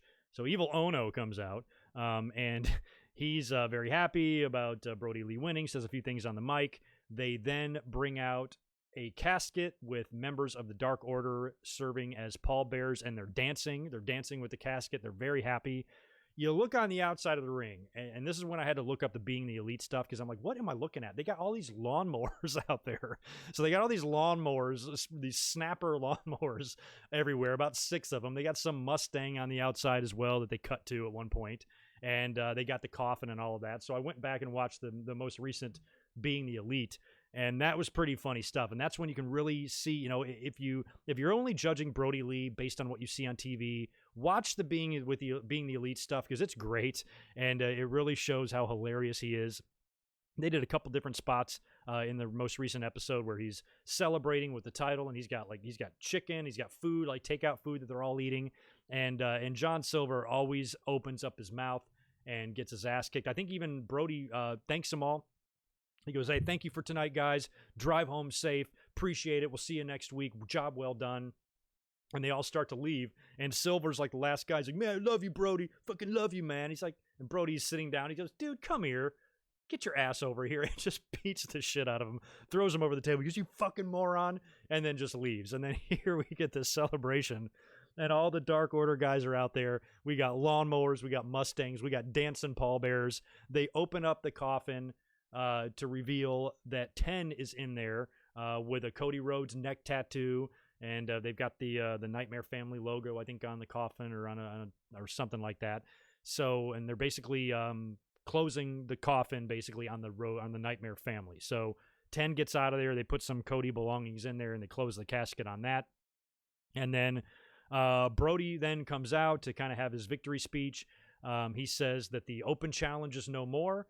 No longer will you be giving TV time to these worthless independent wrestlers, or some sort of a line like that, which was a great line. Love that. What else did he do? He says he gets mad at Silver again, because I think Silver does the "I love you, Brodie Lee" thing, and he just beats the shit out of him again. And he's like, pick that piece of shit up, or get that little piece of shit out of here, or whatever he says. So that was their 1 or 2 shit bombs that they were allowed to drop on TNT for that night. He also introduced Anna Jay. Because she is there, and she choked out Brandy as an official member of the Dark Order. He goes on to say that he's the hottest wrestler in the world, and he's going to prove that. No more open challenge, but I can't be touched. We get some baby faces try to run out there. This thing just went on so many different directions here. You had Dustin Rhodes and QT Marshall running out there. They get beat down. Scorpio Sky runs out there to kind of make the save, and he has that brief little stare down with Brodie Lee, which I thought was interesting, because when he faced Cody, I said, I don't think he's going to beat Cody for the title, but I think Scorpio will be a future TNT champion. So if they've, much like Big E, they've expressed interest on television in giving him a singles run. So if they're serious about that, Brodie Lee could be an excellent guy for Scorpio Sky to beat. That would be a big, bad opponent, especially if he goes on a tear here for the next couple of months and then coughs the belt up to Scorpio Sky. And I think Scorpio would be probably a better opponent for him than somebody like a Darby Allin or an Orange Cassidy, because they're very small. And, Scorpio Sky can maybe match up a little bit better physically with Brodie Lee. So maybe he is going to be the opponent that Brodie Lee will eventually drop the belt to. Wouldn't mind seeing that at all. Would even be cool to see Scorpio then give Cody a rematch and then maybe beat him. And then Scorpio can go on to have matches with Darby or whoever the fuck, So that could happen way down the line. So I think he's attacked as well. Matt Cardona is another guy that comes out there to try to help out and helps the babyfaces clear the ring. So you've got QT, you've got Dustin, you've got Cardona, who's Cody's really good friend, and you've got Scorpio. So they're probably going to do an 8-man, I would assume, this week on Dynamite or whenever the show is, with Dark Order against those 4 guys probably, and Cody will continue to stay off of TV. I think Cody will come back and maybe get a rematch or something, but I would keep the belt on Brodie for a while because, I don't want to say instantly because it's kind of been a slow turn for me here, but boy, do I feel better about Brodie Lee now than I did a few weeks back. I mean, they've slowly been getting better, and now the Dark Order is a very entertaining group because they can be scary, they can be serious, they can do a lot of damage and put a lot of people down and have a vicious streak to them, but when they want to have fun, they can do that too. And that's rare, in really ass-kicking factions like that. And they, I saw a debate recently, is there too much comedy in AEW? Maybe you can make a case for that. But for me personally, that's not something that I dislike. I don't mind. I don't mind. I want a wrestling show to be entertaining. I want a wrestling show to take me on a ride. And I've said that in my, reviews every week on the Winged Eagle when I talk about NXT and AEW. And then I kind of grade the shows and I let you guys know which one I like better that week. And I'd probably say 75% of the time I've chosen AEW. NXT's had some big wins in my mind where they've had the better show, but every time I pick AEW, it seems to always be for the same reason, that they're the more well-rounded wrestling show. They give me a variety of different emotions and a variety of different things, and they take you kind of on a roller coaster ride because wrestling should be entertaining. It doesn't have to all be serious. It doesn't all have to be taken like serious sport. And I feel like NXT just really focused on good, solid in-ring talent, which there's a big part of me that loves that. But I also like to see some of the entertaining aspects. I like to see the Jericho promos where he's screaming and yelling about something. Watching dancing pallbearers and riding lawnmowers and shit like that. For me personally, those are the type of things I like to see in wrestling. The crazier and the wackier, the better in my book. And not everybody's like that, but I am. So for me personally, that's why I feel like I've tended to enjoy Dynamites better, just because they feel like a more wrestling show, because wrestling is wacky and it should be wacky, but should also have some wrestling aspects to it too. And I feel like Dynamite is multidimensional where NXT is not so much. And, maybe that's why they're putting the belts on a team like Breezango right now to add, a little bit more of a comedy factor. But I do think there could be an argument made for people that are on the side that say AEW has too much comedy. I will listen to that argument. I will. I think that there could be a case made for that. But it hasn't reached the point yet where it's too much for me. I'll let you know when it does. But right now, I like segments like this. I like segments that are so all over the place. When you're trying to watch if you're a podcaster like myself and you're watching this, just the act of trying to make your notes for this is so hard because it's like you can't keep up. Like, okay, now riding lawnmowers, now Brodie and Anna Jay and all this shit. And Tay Conti. They approached Tay Conti, who was in the outside of the ring. She was involved in the women's tournament, right? The tag team tournament. Why WWE let her go, I have no idea. I think she's a good wrestler. She is stupidly gorgeous, has a really good look, and I thought could be a moneymaker. And now AEW's got their hands on her. She was kind of presented a contract by the Dark Order, so maybe she's going to go the way of a Colt Cabana or something and kind of be a member, but not a member or whatever there. But I like that they're bringing her in and involving her right away. I think she's got potential and she'll only get better, and she should help the women's division. She ain't going to save it, but she might help it. She ain't going to hurt it. Let's put it that way. So I wanted to talk about all that first, since we were just talking about the big Brodie Lee victory last Saturday. Had to open up this week's Dynamite with his celebration, but that's not what actually opened the show. What actually opened the show was a big 4-team tag team gauntlet match to determine the new number one contenders to Hangman and Kenny's tag team titles. So this was good. I like how they booked this. Oh man, marvelous. So it was a gauntlet match, like I said. It started out with the Young Bucks taking on Dustin Rhodes and QT Marshall. The Bucks defeated them. Best Friends were out next to then take on the Young Bucks. And during the match, Hangman Page randomly shows up, and he does not look like the same Hangman. He's been deteriorating, like his physically, and his face and everything. He's just been getting a lot paler in the face, and he doesn't look good. And it's been getting worse and worse every week. He shows up at ringside here. He looks like shit. I think Trent or whoever whips one of the Bucks into the ropes, and Hangman grabs a hold of his leg. Or no, I'm sorry. They were going for the Meltzer driver. And Hangman holds onto his leg, allowing Best Friends to roll him up or whatever the hell happened there. And they beat the Young Bucks, eliminating them from the gauntlet match.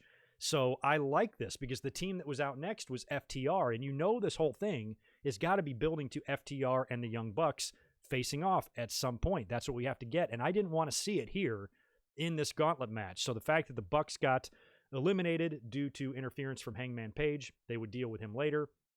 They're out of that now, leaving FTR in there to face the Best Friends. Of course, they beat the Best Friends, and they win. That was it. It was a 4-team match. As soon as they put the Best Friends down, match was over. They now earn the title shot, I believe, at All Out. And wait, I'm not crazy, right? Kenny and Hangman are the champs, right? They won the belt on the cruise. I was there for that, and they're still the champs.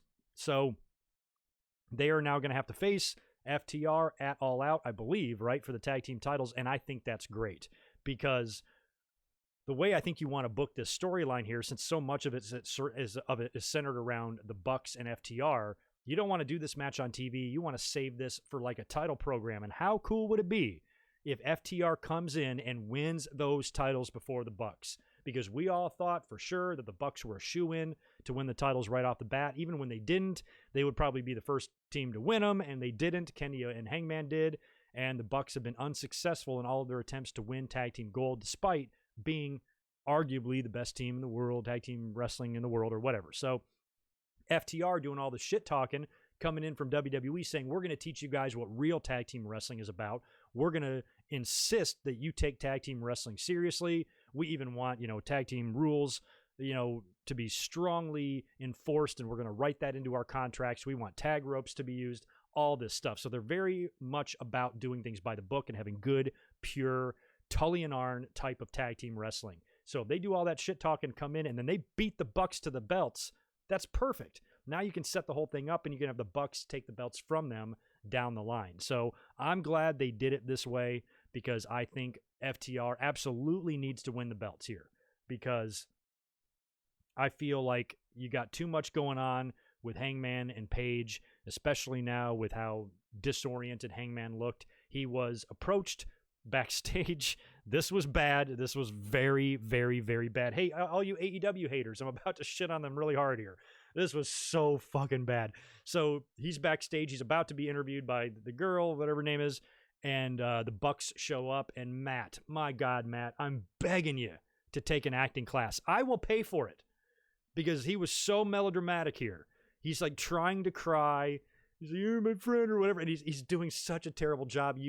And it's funny, too, if you watch the Being the Elites, a lot of times that's where they show the talents that they really have in terms of like on-screen presences and stuff and comedy stuff.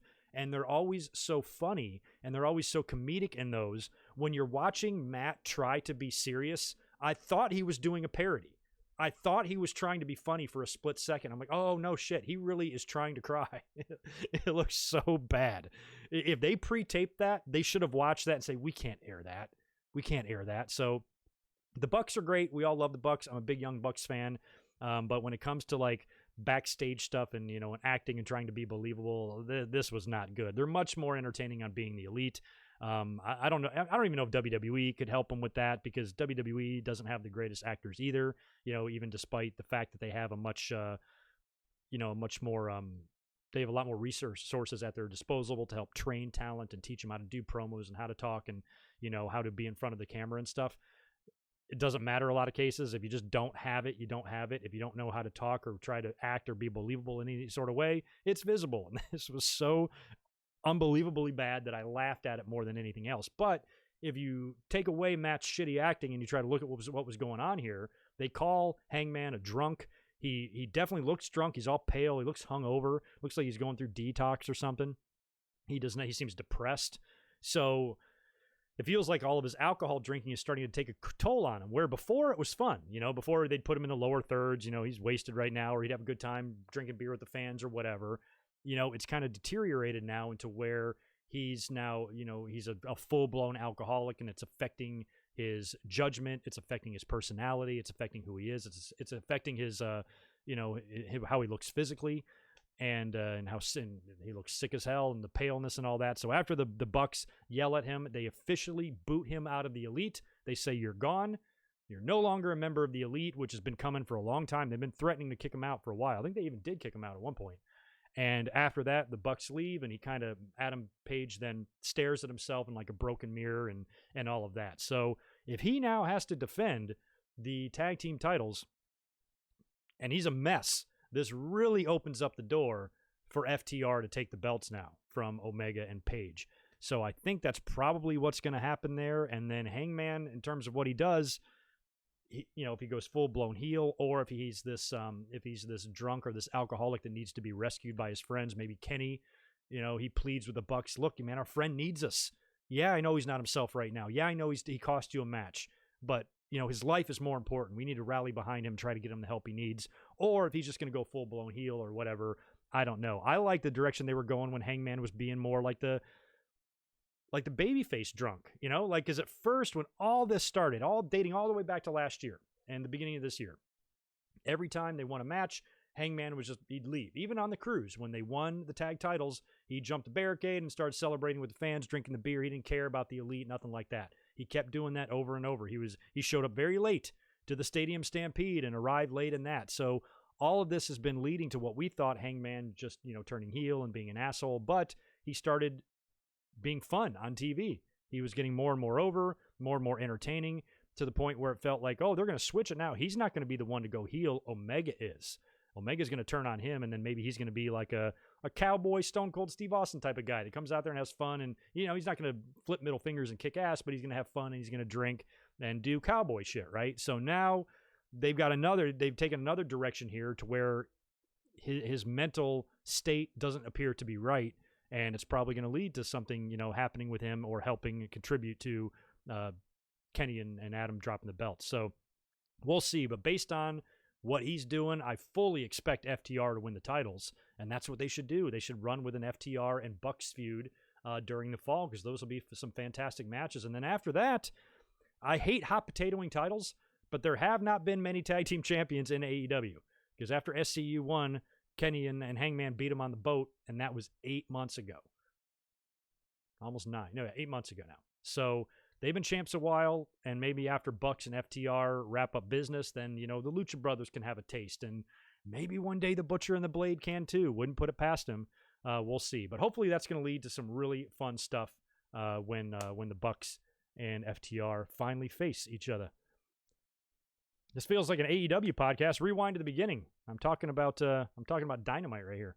It's a big podcast, and sometimes you got to talk about things. It's okay. We're almost done with AEW, and plus we had 2 Dynamites to talk about, and I didn't even talk about every match. I've talked about like 4 things here, so we only have 2 things left to discuss. The first one is a couple of contract signings for All Out, and that is where we're going to see Hikaru Shida defend the AEW Women's title against Thunder Rosa, who was brought in. We saw her on Saturday. She appeared in a vignette with the NWA title and challenged Hikaru Shida. They did the contract signing here. This was like a backstage contract signing, reminiscent of WrestleMania 6 with Warrior and Hogan. And Thunder Rosa and Hikaru, they sign their titles, and they do a little thing, and they do the photo op and all that, and that's great. It's so great to see Thunder Rosa in AEW. She is going to really help bring them up again. She's not going to save the women's division or anything like that, but there is absolutely zero downside to AEW trying to bring in better women to improve the women's roster, because right now it's shit, and they need to do better with it. So, that's why I think I was surprised at Spaz earlier. I'm like, wait, are you actually criticizing them for doing this? Because this is a good thing, not a bad thing. I don't look at it as them resorting to bringing in another champion from another company. That's stupid. They should have a working relationship with the NWA. NWA's got nothing else going on. We thought they might be working with Ring of Honor a little bit, but AEW is a much better place for them to be because they have TV.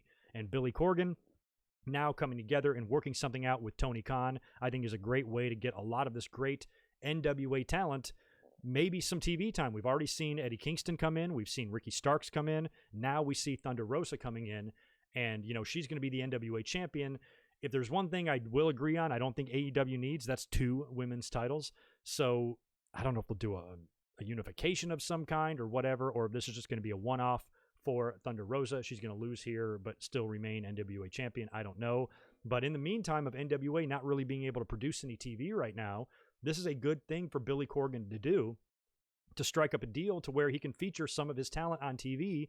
So whenever they are able to resume production, the fans kind of know who the hell these guys are. And NWA was a fun little show. NWA Power was a fun little show to watch. Very easy to watch. Heavily focused on, characters and promos and storylines and things like that. More of that and less in-ring wrestling. But Thunder Rosa is still very good. And I'm interested to see what the match with Hikaru Shida is like. I think it's just an interesting match, and it's just she's a joy. Everybody absolutely adores Thunder Rosa, and we all root for her hard. So I absolutely want this match to not only be good, but I hope it leads to more stuff for NWA talent. So I'm glad. Good on Billy Corgan. He's not letting this die no matter what, and I'm really happy that he was able to get together with Tony Khan, and they were able to do some things, and hopefully we'll see even more incorporation there, and the NWA can still hopefully live on and keep their heads above water here with their affiliation with AEW. So I'm thrilled that there's a working agreement between these 2 companies just for the wrestlers. There's a lot of good wrestlers there. Who's the other guy that I'm thinking of that I think that they could use? Is it Ethan Page? Who's a guy that kind of cuts promos like Austin and Rock? That guy. Bring him in and shit. So I think there's lots of good things you can do. And if NWA ever starts going back and producing Power episodes, you could see somebody from AEW turn up there. That would be fun too. So I think the sky's the limit for that working agreement, and I'm excited about it. The other contract signing we saw was between MJF and Jon Moxley. This match is now official for All Out. I'm lukewarm to the whole MJF campaign stuff, where Moxley's this evil dictator type of. It's okay. I like some of the stuff, especially when he reveals the polling numbers and it's 157,000% to 0 or whatever it is. That stuff's kind of funny. One critique I will have about this segment was in the ring, contract signing in the ring. I like that they had the table long ways. Because in WWE, you always have, the table is, vertical, in front of the hard cam, and then the wrestlers are very close together. Here, they were real spread out. It was like the Batman dinner table. So they're way far away from each other. Moxley talks for an hour and a half. 1 hour 36 minute long promo this guy cut. And I think that could have easily been cut in half. But he said a lot, and one of the big things that he's really been focusing and harping on during this feud is that he's talking about how they both came up in the business, how the type of people that they idolized, their in-ring wrestling IQ, that sort of thing. And MJF's like, look, Mox, you idolize people like the Sandman and New Jack, and even threw out Onita's name, which I thought was cool. He goes, where I idolized in-ring technicians like Ernie Ladd and Tully Blanchard. Or Ernie Ladd's a funny one to bring up. I'm surprised he mentioned that name when he's talking about like technicians, because Ernie was so big. I mean, MJF was the size of one of Ladd's legs, and he's comparing himself to him. I thought that was weird, but the Tully stuff made a little bit more sense. So he's basically like, I study wrestling, real wrestling, where you always idolize these hardcore wrestlers that just hit each other with VCRs, and have no, fundamental skills at all or anything like that. So I'm not going to lower myself to work your style, because the only way you can beat me is with your paradigm shift. So if you want me to lower myself to work that dirty, bloody, gritty style that you've been taught, I don't want you to be able to use the one move you can beat me with. So he's trying to ban the paradigm shift, which is stupid. Moxley is sitting there taking all this in. He's fine with it. Moxley makes MJF cuts jokes about his hair, and then Moxley barks back. He's like, don't worry, you'll get here once you hit puberty, which I thought was funny. But for the most part, Moxley lets MJF run his mouth until MJF does bring up Renee, brings up Moxley's wife. He kind of stands up and basically ready to kick MJ's ass. And Moxley says a couple of funny things, or makes a couple of good points on the mic. He goes, look, you're trying to ban my move. You're trying to ban my finishing move. All that's going to do is force me to be creative. And based on the type of wrestlers that I've idolized and all the crazy shit I do, the last thing you want is for me to be thinking outside the box, because I am a very dangerous man when I'm inside the box, and I can be a lot worse outside the box. And he's right about that. MJF should be careful what he wishes for here. So he goes on to sign the contract or whatever, and then he says that he added something very special on page 17. And then MJF's like, what? There's only 16 pages. What page 17? And I guess what I could gather here, help me clarify this. He added the stipulation in the match he added the stipulation that this coming week on Dynamite, Moxley is going to face that obnoxious lawyer that was at the side of MJF. He's going to face the lawyer on Dynamite. Now, what I couldn't remember here, because I was going by memory when I wrote it down, I think he said if the lawyer doesn't show up, like if the lawyer tries to get out of the match or he doesn't show up for his ass kicking, then I get to use the paradigm shift. Or is it if he beats the lawyer, he gets to use the paradigm shift? I think it's like the lawyer doesn't show up. So I think even if Moxley beats him, he's still not technically going to be able to use the move, but I don't think in the long run that's going to matter at All Out. And I should have some fun and interesting predictions once we get to that.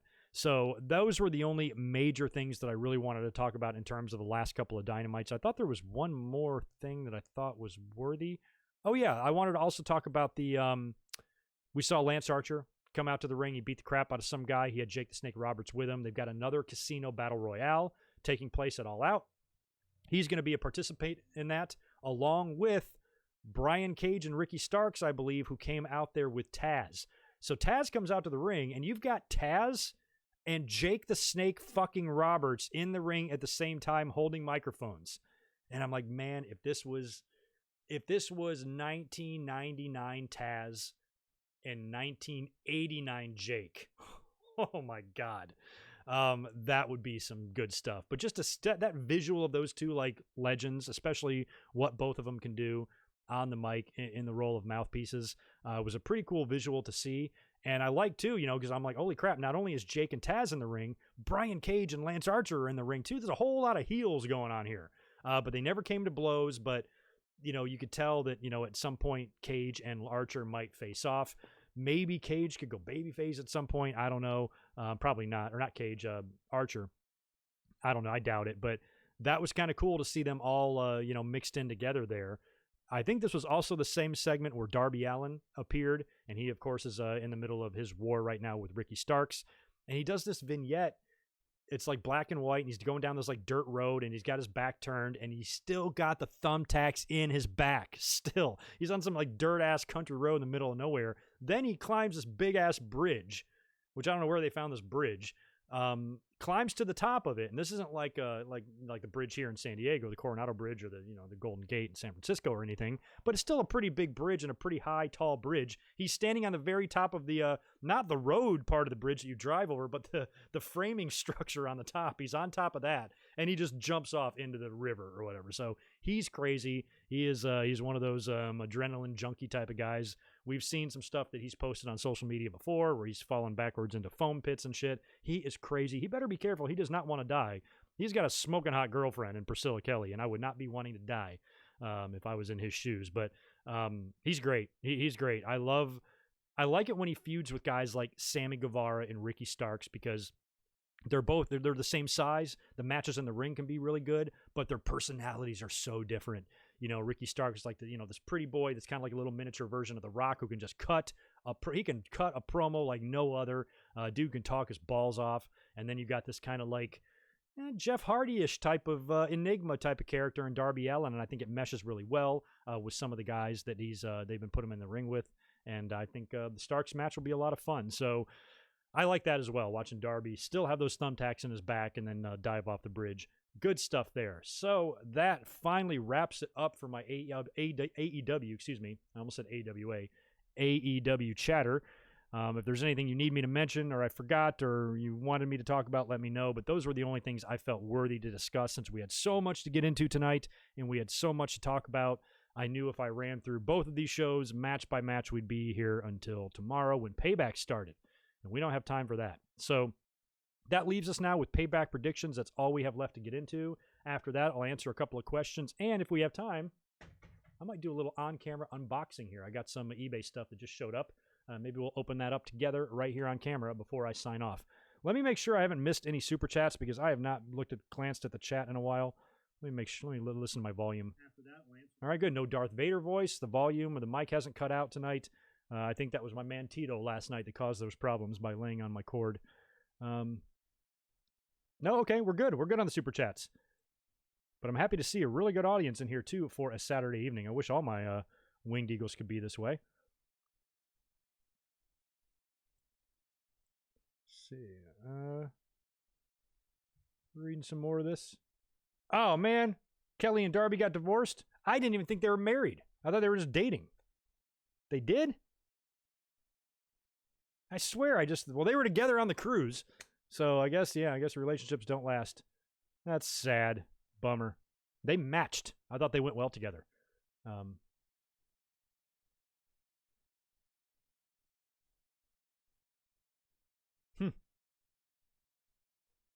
I didn't see that. What did the Hangman say? Something about Chico's? Or maybe it was just a throwback to Scott Hall. Are they giving Hangman the Scott Hall gimmick there?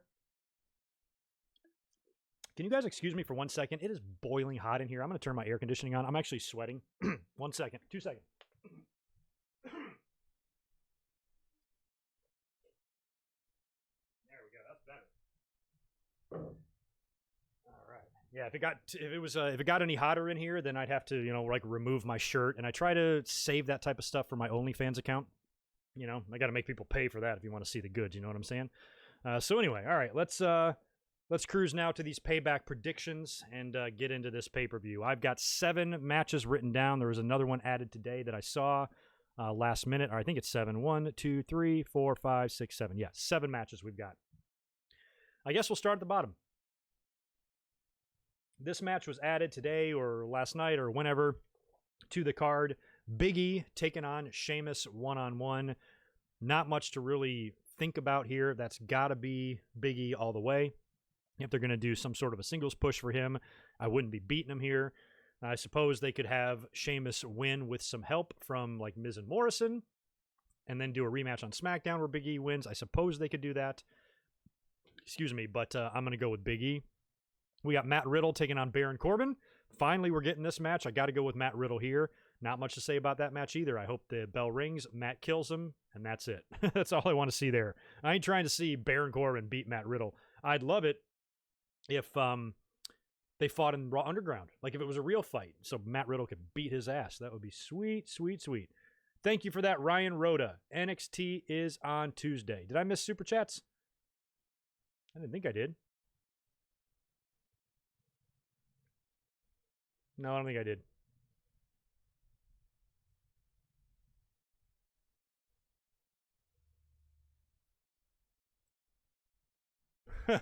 I'm kidding about that, Sonic. Justin Kirby, welcome. New channel, Greg? Haven't seen good mic work in a while. No, this is the same channel I've always had. Glad you're here, though. I mean, we've made some changes throughout the years and stuff, but I'm still here. I'm still doing my thing. So anyway, Big E over Sheamus I've got, and Matt Riddle over Baron Corbin. Those matches are pretty predictable. Here's another one that I feel like is kind of predictable. Rey Mysterio and Dominic taking on Seth Rollins and Buddy Murphy. At some point, Rey and Dom have got to get some comeuppance on these guys, right? So this has got to be here. The eyeball match and, in SummerSlam and everything else. Buddy can eat the pin here. I would like to see Dominic pin Buddy. So not only am I going to predict Rey and Dominic to win, I'm going to predict the finish. Dominic pins Buddy. It has to be that. I can't see it being any other way. And you can still have Rey come back and work with Seth one more time if you want, but I think it would also be cool if this was like the blow-off of the whole situation. So I'm going to go Rey and Dominic there. Apollo Crews defending the United States title against Bobby Lashley. This one was a little harder because we've been saying, like, I thought Lashley was going to take on Crews at SummerSlam, and it turned out to be MVP instead. They had the arm wrestling contest thing on Monday Night Raw where Crews, like, kicked him in the leg or whatever and won. So I got to go Lashley here. I think Lashley's going to win the U.S. title. If he doesn't, it's going to have to take some help or something. I mean, based on what the Hurt Business has been doing and based on last Monday when they went into Raw Underground and killed everybody, how does Lashley lose this? So I think Lashley's got to win the U.S. title. The only problem there is I see a lot of potential title changes on the show. I thought every title that was going to be on the line here was going to change. But I didn't think they would. I also didn't think that they would do that. I think somebody has got to retain. So either Apollo has to retain or Sasha and Bayley have to retain. So I think Lashley's going to beat Apollo Crews. And believe it or not, I think Sasha and Bayley hold on to the tag team titles here against Nia and Shayna. Nia Jax and Shayna is a tag team that kind of surprised me. I don't think they need to be together. I don't want to see reluctant tag team champions. We've seen that so many times in the men's division throughout the years in multiple companies. I don't think you need to do it here. I did like the promo that Shayna cut last week when she was standing right next to her, last night when she was standing next to Nia Jax, and she goes, "I can't stand her. She sucks." Like, I thought that was great. So Shayna Baszler's hilarious. Nia Jax I hate. We all do. And Sasha and Bayley, a loss here could really finally implode their alliance, and we can get that match. Bayley defending the title against Sasha. But I don't know. I mean, we know that's going to happen, but maybe it's drug on a little bit further than this. So I'm going to predict Sasha and Bayley to retain the titles. Couple of reasons. It seems like, whenever Sasha and Bayley suffer a setback, they bounce back from it. That's the only thing that's kept their relationship and their friendship alive. It's been hanging on by a thread due to that very reason right there. Is every time you think one of them's fed up with the other, something good happens on the next match or in the next show. So I actually think they're going to retain the tag team titles here, and I think they should. I don't want to see Nia and Shayna hold the belts and then bicker with each other on Raw and shit. I just don't care. I think the two of them can do that without the titles, and the two of them can basically just battle to be next in line to face Asuka. There's all that story there. You don't need to throw in those tag team titles on top of it. So I'm changing my tune. I think earlier this week I was expecting that Sasha and Bayley will probably drop the tags to finally implode their situation, but maybe not. I think they're going to find a way to win here, and they should be able to, because a team like Sasha and Bayley, who have been a cohesive team, they've been champs for a long time, they've been friends for years, they should be able to beat a team that's thrown together that hates each other, right? You would think that. And plus, there's so many things you can do here with Nia and Shayna. You can have a miscommunication. You can have them arguing with each other, distraction, anything like that. Provided Nia takes the pin and not Shayna, I'm perfectly fine with Sasha and Bayley here retaining the tag team titles, and I think they will. So kind of changed my tune on that one. I was expecting to predict them to lose, but now I'm predicting them to win. We have Keith Lee taking on Randy Orton. This, in my mind, has got to be the match that Retribution shows up in. They could still show up in the main event. I'm not saying they can't, but there's so much there with this new Roman and Heyman and all this stuff. I feel like they'd be out of place. Where Lee and Orton, you need a reason to get out of this match because you can't beat either one of these guys. You can't beat Keith Lee. Man, he just got there. And you can't beat Randy Orton. Both of these guys are off pretty big losses. Lee lost to Kross. Orton lost to McIntyre. Neither one of these guys really need another one right now, despite the strength of their opponent. Keith Lee has got this new look, this new gimmick, this new music, and everything that's really weird to the audience and everything. I don't know. I think Retribution showing up here and either causing a DQ, because you can have somebody win. Why don't I predict, I'm going to predict Keith Lee to win via disqualification. I think Retribution will show up and maybe attack, maybe they'll attack Keith Lee. I think they're going to attack Randy Orton. I'd attack Randy Orton if I was Retribution. A couple of reasons that I'll mention for that. But if they attack Randy Orton, the bell can ring, and technically Keith Lee can go down in the record books as the winner. So I think maybe Lee will either win by disqualification or maybe it's a no contest or double DQ or something like that. But I still got to give you some sort of a prediction, so I'm going to predict Lee by DQ. Why Lee by DQ? Because I would like, unless they reveal something here, I think the leader of Retribution should be revealed on TV, like on Raw or SmackDown. But maybe the motives of Retribution can be revealed here at Payback. Something big needs to happen at Payback. The name coincides with the pay-per-view name coincides with the name of this faction. They go hand in hand. Retribution and Payback. Something big should happen here with them. But I think it would be interesting if they attack Keith Lee because, and you guys have to help me here, what do you think WWE is going to do? Do you think WWE creatively, once they start revealing members of Retribution, are they going to care about those specific members' previous storylines? Or are they just going to forget they ever happened? Because if they care, and let's say one of these members of Retribution is Dominik Dijakovic, he is a really close friend of Keith Lee. So, and we saw everything that went down with the Karrion Kross stuff. You know, they've had their battles in the past before, but they've had this mutual respect and they're friends. So if Retribution attacks Orton and helps Keith Lee, that would make sense if Dijakovic, because we know for a fact he's in there. He's got to be in that group. He's at least been one of the masked guys during the beatdowns, right? I think Dio Madden has been another guy that we've recognized. Mia Yim, Vanessa Bourne, a couple of others that were definitely members of Retribution. Excuse me. So if Dominik Dijakovic turns out to be a member or maybe even the leader, I don't think he would be the leader, but maybe he would. It would make sense that they would come out there and help Keith Lee. And it could also keep the fans on their toes guessing, saying, is it possible that Keith Lee could be involved in this as well? That Keith Lee is the leader of Retribution? That maybe Keith Lee could be doing a heel turn or something like that? And he's got all these masked guys to back him up? Maybe. I don't think he needs that, but based on the fact that the fans aren't too enamored with his new look or his new music or anything like that, you know, maybe going this direction with him would also work. So I think the Dijakovic thing makes me think that the Retribution might jump Randy Orton, or they might not turn up in this match at all. But if they are, I think it's got to be here. And I think we need some sort of a revelation. Maybe not necessarily who's the leader of Retribution, but at least what their clear motives are, and maybe really narrow it down for us. Maybe do something to where it really clues us in, okay, it's going to be one of two people is the leader of Retribution, and then we find out on Monday. That's kind of the way I think it should go, but I suppose there still is the chance that they could sabotage the main event, kill everybody, and then whoever the leader of Retribution is revealed there.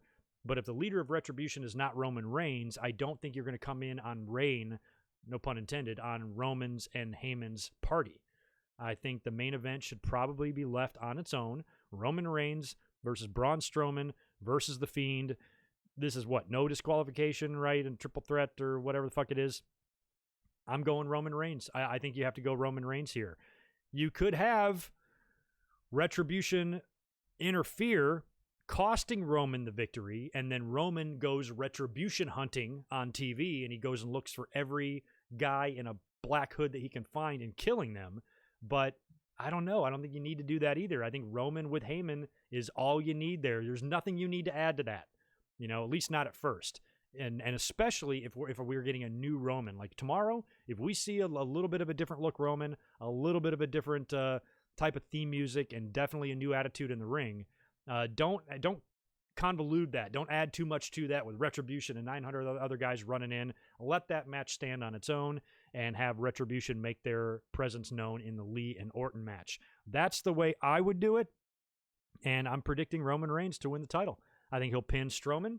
The Fiend doesn't have to lose, and that's that. I still think there's a chance, an outside chance, that Roman could fall short here, or get screwed over, allowing Paul Heyman to angrily come out on TV on Friday and be like, this is bullshit. My client got screwed over. He's the best guy in that ring. I demand a title shot right now, or wherever it happens, and then go from there and put the belt on Roman the next time. But if you're putting him in this match and he's aligned with Paul Heyman now, and you just sprung this bombshell on us 24 hours ago, how can he not win the title? You know, I know. What about Roy just won it? I know. This is not Saudi Arabia. This is not the same thing as Goldberg. A burial is only a burial when it's a burial. You know, just a loss, or, you know, some shady-ass win, or Braun Strowman taking the pin here doesn't mean the Fiend is buried to Roman Reigns. What they did in Saudi Arabia means that. And I don't think we're going to see that. And plus, if Reigns beats Strowman, Reigns can feud with the Fiend now, and then maybe he beats him then. I mean, I don't know if that happens after that. But in terms of tomorrow, we'll talk about where they can go in the future later. But tomorrow, Roman's got to walk out with the belt. I'm predicting Roman Reigns. So just to recap, Big E over Sheamus, Riddle over Corbin, Rey and Dominic over Seth and Buddy, Lashley winning the U.S. title from Apollo Crews, Sasha and Bayley retaining the tags over Nia and Shayna, Keith Lee and Randy Orton going to a disqualification due to the interference of Retribution, and Roman Reigns winning the Universal title, defeating Braun Strowman and The Fiend in the triple threat, with Paul Heyman not only introducing Roman, but also announcing him as the new champion after the show. That's what I hope we see. Based on the fact that we have a 7-match card here, this pay-per-view will be about as long as Monday Night Raw, maybe even a touch shorter. This might be a 2-hour and 45-minute show, and that's not bad. I'd rather have, in the COVID era, I'd rather have short pay-per-views than long ones. And since SummerSlam was kind of short, this helps.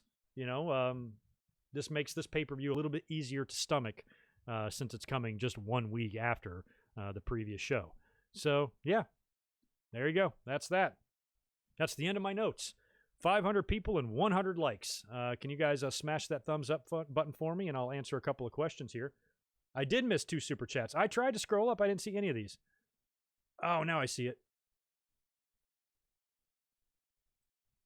Oh, okay, Antoine. Okay, that's why I missed those, because I thought that one from Antoine was one that was already sent. So, Mac Ram, I missed your $2. You remember learning the ropes with Lyle Alzado? Yes, I do. He passed away too, right? I do remember that. Antoine, I don't think I got that one. Thanks for the 10 more bucks, dude. I apologize for missing that one. I just need the reason to be good, and now Heyman can intro the story right, and Roman can do what he does best with 1 or 2 lines to be impactful. He needs new music, though. Yes, he does. He definitely needs new music. I think we need that for Roman. We got to have new music for Roman, I don't know, what kind of vibe does it have? Is it going to go hard rock or metal, or is it going to be slower, darker? It will be a little bit more like Brock Lesnar's. I don't know.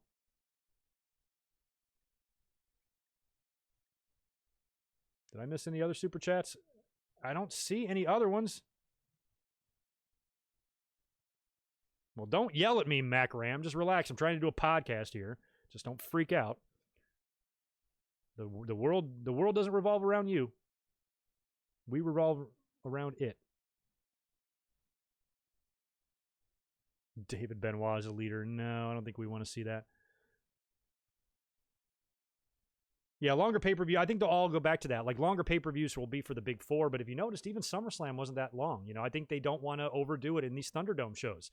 They don't want to make the fans sit through 4 or 5 hours of this shit, especially if you have virtual fans in the audience that could fall asleep or whatever, like we might be doing at home, you know what I mean? So that's why I kind of like we're seeing shorter ones.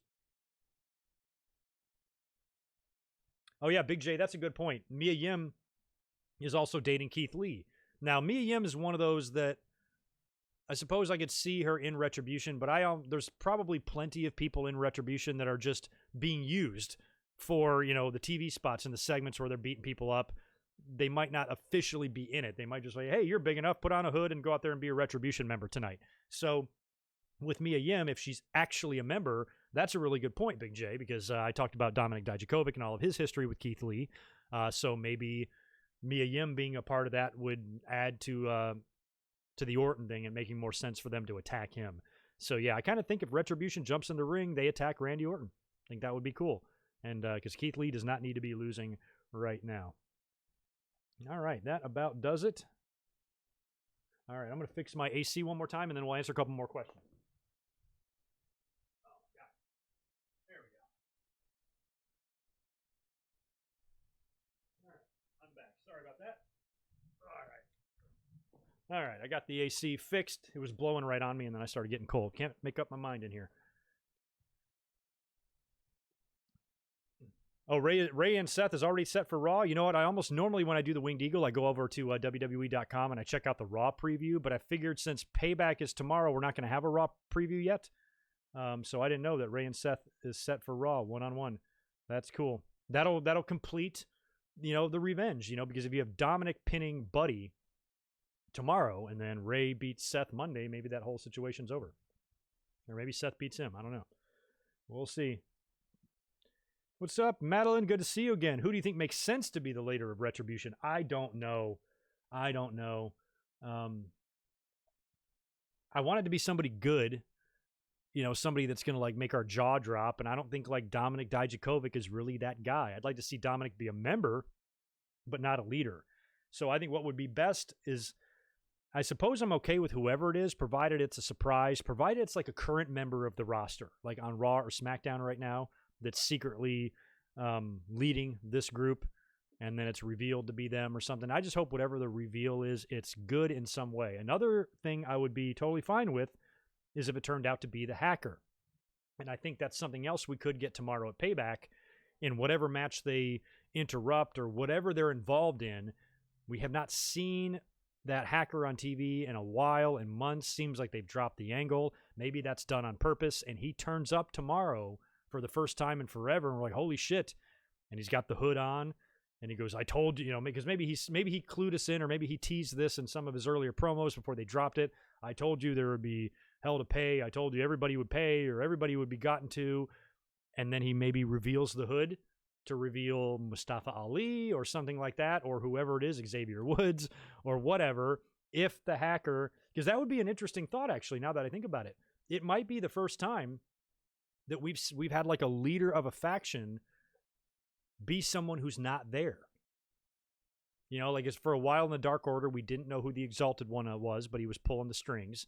Here, in the Dungeon of Doom, they had King Curtis sitting on the thing or whatever. He doesn't really count, but if you did the Hacker and they kept the Hacker's identity a secret, but he was still the leader of the faction and all of his promos were cut on the Tron, and he would be giving them clear direction, even targeting who he wants to face, until some babyface is finally like, come out of hiding, you pussy, you coward, I want to face you. And then you get some match with some babyface against the leader of Retribution, but you're not going to know who the leader of Retribution is until the match and until he comes out to the ring. Something like that might be fun. And if the Hacker turns out to be that guy, the big reveal, I would love for it to be Mustafa Ali, but is he a big enough name to make your jaw hit the floor? I think a lot of us would be happy that it was him just for what it's going to mean for his career. Oh, finally, they're giving him something meaningful to do. They're giving him a storyline. They're giving him a direction for the first time ever. That's good. But is it the type of reveal that'll make you go, holy shit, the internet just broke kind of thing? Like, which one would you rather have? Would you rather have it be somebody like Ali who can benefit and his career will go somewhere from this? Or would you rather have the shock factor? It's almost a toss-up for me. I think shock factor might be good, but we don't know. I thought the same thing. I was like, man, what if the anonymous GM is also the Hacker? Did I call him the Stalker or the Hacker earlier? The Hacker. Or the Stalker, Barry Windham. That might be fun.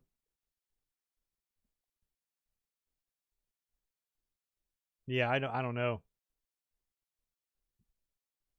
Yeah, and that's another one too, Madeline. I would not be surprised, because they always do that too with a lot of like reveals and whodunits and stuff. I think whoever the leader of Retribution is maybe needs to be somebody that's already been targeted and beaten down by Retribution. And we saw that, right? Didn't Ali and Cedric and all those guys get beat down? So if it's one of them, that could work as well. I don't know. I think tomorrow will be something, though. I think it'll be a big reveal. But I think the show and the main event really needs to belong to the Universal title match and Reigns and Heyman and all of that. So whatever Retribution does, I feel like needs to happen earlier in the card. Or maybe at the end, as the show goes off the air, you get a video of the Retribution leader revealing himself to us, and it could definitely be the Hacker. I envision a scenario with that hood, because didn't the Hacker have like the hood during the vignettes when he was in front of all the computer screens and in that dark hood? I almost like the higher power. Like I envision the hood coming off and revealing who it is. I think, didn't Brodie Lee do the same thing in the Dark Order, right? So right now, Dark Order's winning the race. For a while I felt they were both equally kind of stupid, but Dark Order has really gained a lot of speed and momentum over the past couple of weeks, and I loved everything we saw the past couple of weeks on Dynamite with Brodie Lee. That stuff's been fantastic. That would be a fun dream match, Dark Order versus Retribution. I'd be into that. Here's the thought. What if, since Brodie was a member of the Wyatt family, what if, like, Eric Rowan was the leader of Retribution? Or what if Bray Wyatt is, or a Wyatt family guy, or Strowman, or something like that? And you can have Brodie leading his faction on one company and the other Wyatt family guy leading his faction on the other. They're both even kind of similar with multiple members, some of which you don't even know who their names are. Might be interesting, just to go head to head with that. I don't know. They got options. Let's just hope they do the right thing here. Well, Zane, I wouldn't have doubt that, because I had pitched that. I'm like, what if they just drop Retribution? They probably will. Elias is another good one. I thought about Elias just the other night. Where's our friend Ren? Are you listening, girl? You love him, don't you? I don't even know what the deal is with his injury or like how long he's been out. You know, I pitched an idea of maybe putting him and what's his name, Eric Bugenhagen together from NXT because he's out of his mind. He's completely crazy. He's in amazing shape, just like Elias is. They both play music, but almost like different styles. Eric is more like, heavy metal and like wild and crazy, high energy, where Elias is more mellow, and he just kind of strums his guitar and he's kind of, just kind of walks kind of slow. I think, I think the personality contrast there might mesh together for a fun team. The dynamic might be fun. Seeing guys that have a lot of similarities, but also have a lot of personality differences too. And I think that might be a fun little alliance there if they hooked up and became like a tag team. And you gave them some catchy ass name, and and you had they perform their own song or something like that. I think might be fun. But Elias being in Retribution, I would probably say no.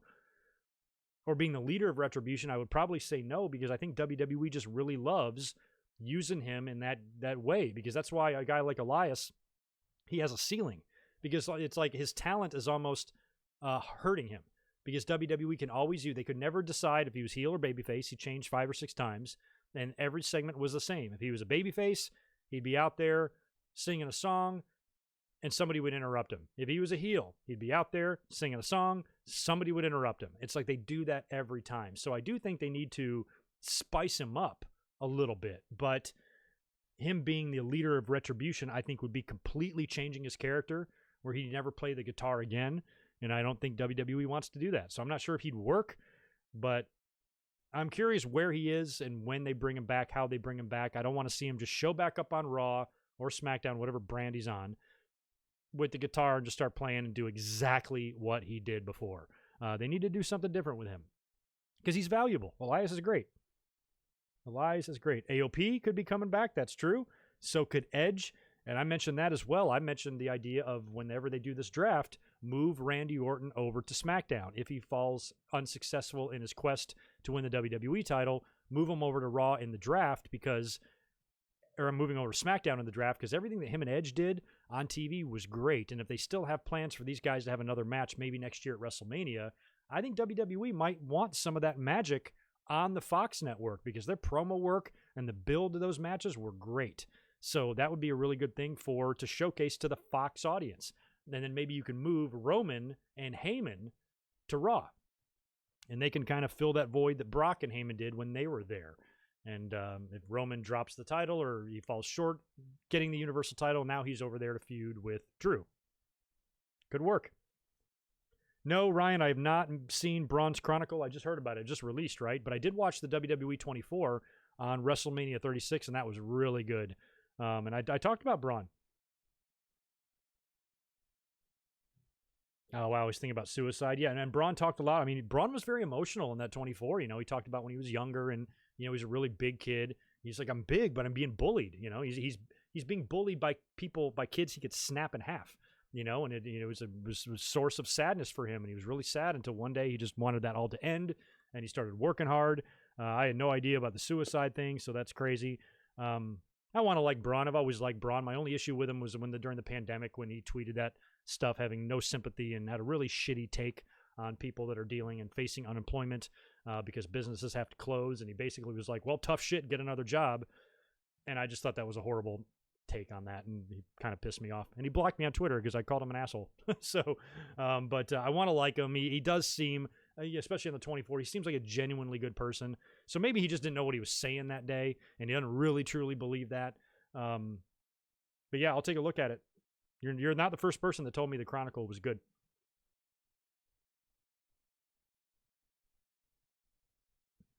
Oh, God. Fiend versus Roman at Hell in the Cell. Yes, Trey and Black Panther. We talked about that last night. Very, very, very sad death. God, he was, 43 years old? Colon cancer, man. Yeah, that's a kick to the gut for sure. Thoughts are with his family. Is Otis cashing in on Orton a burial? I don't know. Maybe. Depends on how it's done. I mean, if Orton is murdered by somebody, and he's laying, like if Drew comes out and lays him out, and he's laying there unconscious, and then Otis runs out there and just gets on top of him and pins him. I don't know. I think that wouldn't be a burial, because anybody could do that. Yeah, Shane being the leader of Retribution could also work. That would work. Now, correct me if I'm wrong, that gigantic dude that stands guard at Shane McMahon's door, he was one of the ninjas one week, wasn't he? Wasn't he the big guy that was a ninja? You know, with the ninjas running around too, I wonder if the ninjas merge with Retribution, because they're very similar. So I don't know. All right. That pretty much wraps it up for my notes. You guys want to do some unboxing here? By the way, I'm going to be posting this audio online for the website. It'll be up on Spotify and iTunes and Stitcher Radio and all that stuff. So we're going to shut the podcast off right here. If you're listening on the website, or if you're listening in your car or on one of the podcast sites, this will be the end of the podcast. I want to thank you very, very much for listening, and make sure you're here next week. Be good, and peace. For the rest of us that are still here on YouTube, as I mentioned, in a stream recently, I'm going to be moving in about a month. So I'm going to have a whole new kind of office studio set up and room, and we're going to do some changes for it. I'm going to buy some new shelving and try to create a kind of a really cool background, and we'll see how all that goes. So I've been buying a few things on eBay, just a few random things, nothing crazy. I bought the toy replica belt, the AEW replica belt. One day I'll get the real thing, but I thought that would be nice just to kind of have hanging in the background. I got this big canvas painting of Super Mario 2 over here that I picked up, and I've got some other stuff as well. So this, I believe, is another replica belt, another belt that I don't have, and I looked up the actual one. They're pretty expensive, and they don't make the toys anymore, is the old classic WWF tag team titles. Oh, and here it is, this thing. Oh yeah, perfect. This is what I wanted, that guy. So I was going to buy the real one, and I'm like, they're kind of pricey. I don't even see them on WWE.com for sale. And on eBay, if you look them up, and if you guys help me here, have you guys bought what appears to be, or have any idea what appears to be on eBay of a lot of kind of bootleg replica belts? Half of me is almost tempted to buy one because they're pretty cheap. They're $125, $150, some of them, and they look pretty authentic with the leather and everything, but they're not WWE officially licensed stuff. So when it comes to stuff like that, some of these more obscure belts or something, I'm like, maybe I can just buy one of these cheaper ones. So if any of you have bought one of those those bootlegs or whatever on eBay, how are they? Are they any good? Do they look good? I only have 3 real belts, as you can see there: the Intercontinental, the Winged Eagle, and the television title. So there's a couple other belt designs that I liked, and so I was like, I miss the old tag team titles. I should look those up, but I could not find the real belts, and if I did, they were super expensive. And even this toy, they don't make this toy anymore, so I found it on eBay for $25 or something like that. So not expensive, but now I got another toy belt to hang in the background. So that's one thing there. I also have a bunch of what I think is in here, a bunch of 8x10s, glossy 8x10s that I'm going to frame and include in the background. I just picked up a bunch of them. So this is another thing that I'm opening right here, another envelope. We'll see who's in here. I think I bought about 10, something like that. Oh man, this is double enveloped and a priority thing too. All right, might just take me a second. Get that open. All right, let's see here. What the fuck? Is it in here? Oh, sweet. So this whole thing only had one. I thought there was 10 of them in here. I bought them from the same guy. That must be in the other envelope. I got another one to open as well, right here. It should have some more in there, I think. And then this one, oh, you guys are going to laugh your ass off. This 8x10 photo, this is going to go in the background of my new office studio. Who do you think is in this picture right here? If you had to take one guess, who you think is going to be in this picture that I'm about to show you that's going to be hanging on my wall, I want you to guess, because you'll never guess. Yes, and Cobra Kai is not out yet until next year, which sucks, but I did see the quick little teaser. All right, so here is the picture that I'm going to have, one of the many pictures I'm going to have hanging. My man, Slick. Slick is going to be in the background of my future studio. He's always been one of my favorite characters in WWE ever, and I was just kind of randomly looking for random knick-knack shit to buy on eBay, and I'm like, oh, all these nice little glossy 8x10s. I'm hoping the rest of them are in this envelope right here. But Slick's got to go on my wall. Slick was the man. I have so many memories of Slick. And you guys have heard me talk about Slick throughout the years in my commentaries, specifically when I do like retro reviews. I always have like the best memories of Slick. And I'm hoping there are more in here. Unless I'm missing some. This almost feels like it's one. This person says, thanks, Greg. No, this might be more. Okay, there's a bunch in here. Cool. All right. Got another manila envelope here of... Oh, yeah. Ooh, these are nice. These are like real photos. Okay, so just a few random ones here. Some of my favorite moments and wrestlers and shit like that. So, of course, I have to include this one. Macho Man, Randy Savage, and Elizabeth. WWE title. I will frame that. I've got a bunch of nice 8x10 frames on the way. Have you guys seen these snap frames? I bought one for that Mario thing. There, you load them from the front instead of those annoying picture frames where you flip them over, take off that cardboard shit, and stick it in there and fold down those metal tangs and hang it. Like, these are cool. They're a little bit more expensive, but you load them from the front. You don't have to do anything. You just unsnap it, snap it in. It's perfect. So I got a bunch of those coming for these 8x10s. Here's another one. No introduction necessary. This has got to go on my wall. These two studs, Mr. Perfect, Bobby Heenan, with that beautiful, beautiful, beautiful title belt on Mr. Perfect. So that's another one. Ooh, that's a good one, too. More champions. More champions here. Demolition. Mr. Fuji, the way they put the belts on Fuji like that, I like that picture, so I bought that one. These are all going to be framed, and they'll be in the background one day. Here's another one that is awesome because it's a big, big, big part of my wrestling childhood, my wrestling memories, and it was setting up a match that goes down as the biggest that's ever happened, and I was there to see it live. Piper's Pit, Andre the Giant officially challenges Hulk Hogan to a title match at WrestleMania 3 with Piper right there in the middle, shitting his pants about what he's hearing Andre tell Hogan. So this is another one that I just liked and I bought, and there it is. And finally, I think I have more of these coming. I think I have like a few more coming that must not be here yet because I thought I bought more than this. And the last photo I have, one of my favorite matches ever, Survivor Series 1992, Bret Hart versus Shawn Michaels. After the match, it began to snow, and Bret Hart was joined by Santa Claus, and Bret Hart put on a Santa hat. Remember that? So anyway, there's another one. I just bought these randomly. They were like $5 each plus shipping or whatever. And I just bought some stuff to throw in the background of my future stream. So there you go. On live unboxing. I don't think I've ever done one. Oh, wait, there's one more. I got one more. I got a tube. This is about Cobra Kai, though. I know it's in here. Ugh. So this is not wrestling related, but I'm going to open it anyway.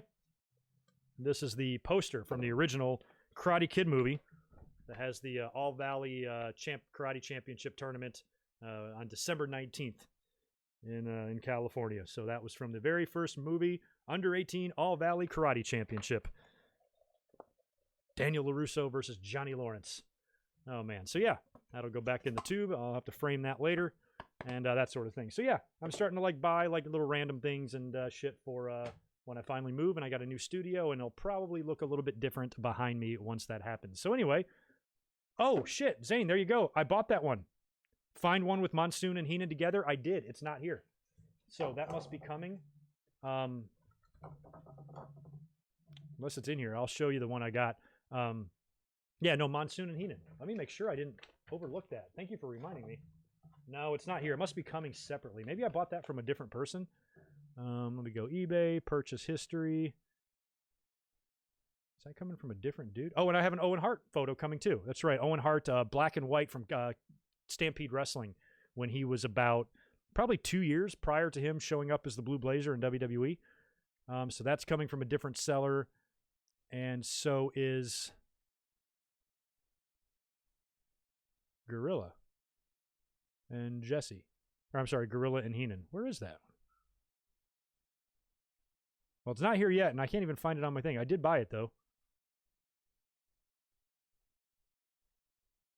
Why is it no here? Or maybe I didn't buy it. Maybe I was watching it. Oh, no, I bought it. Here it is. Okay. Yeah, anyway, it's the one, I can't find it now. But it's the one with Heenan and Gorilla, and Gorilla is kind of like pointing at him or whatever. It's from like their primetime wrestling days. See if I can just find it real quick right here.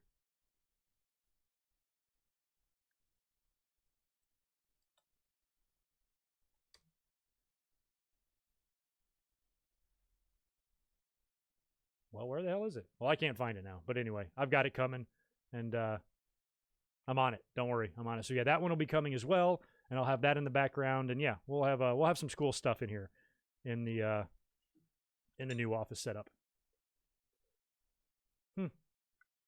No Ratnick, no Stephanie McMahon. I like just random ones. I just like random like flashbulb memories.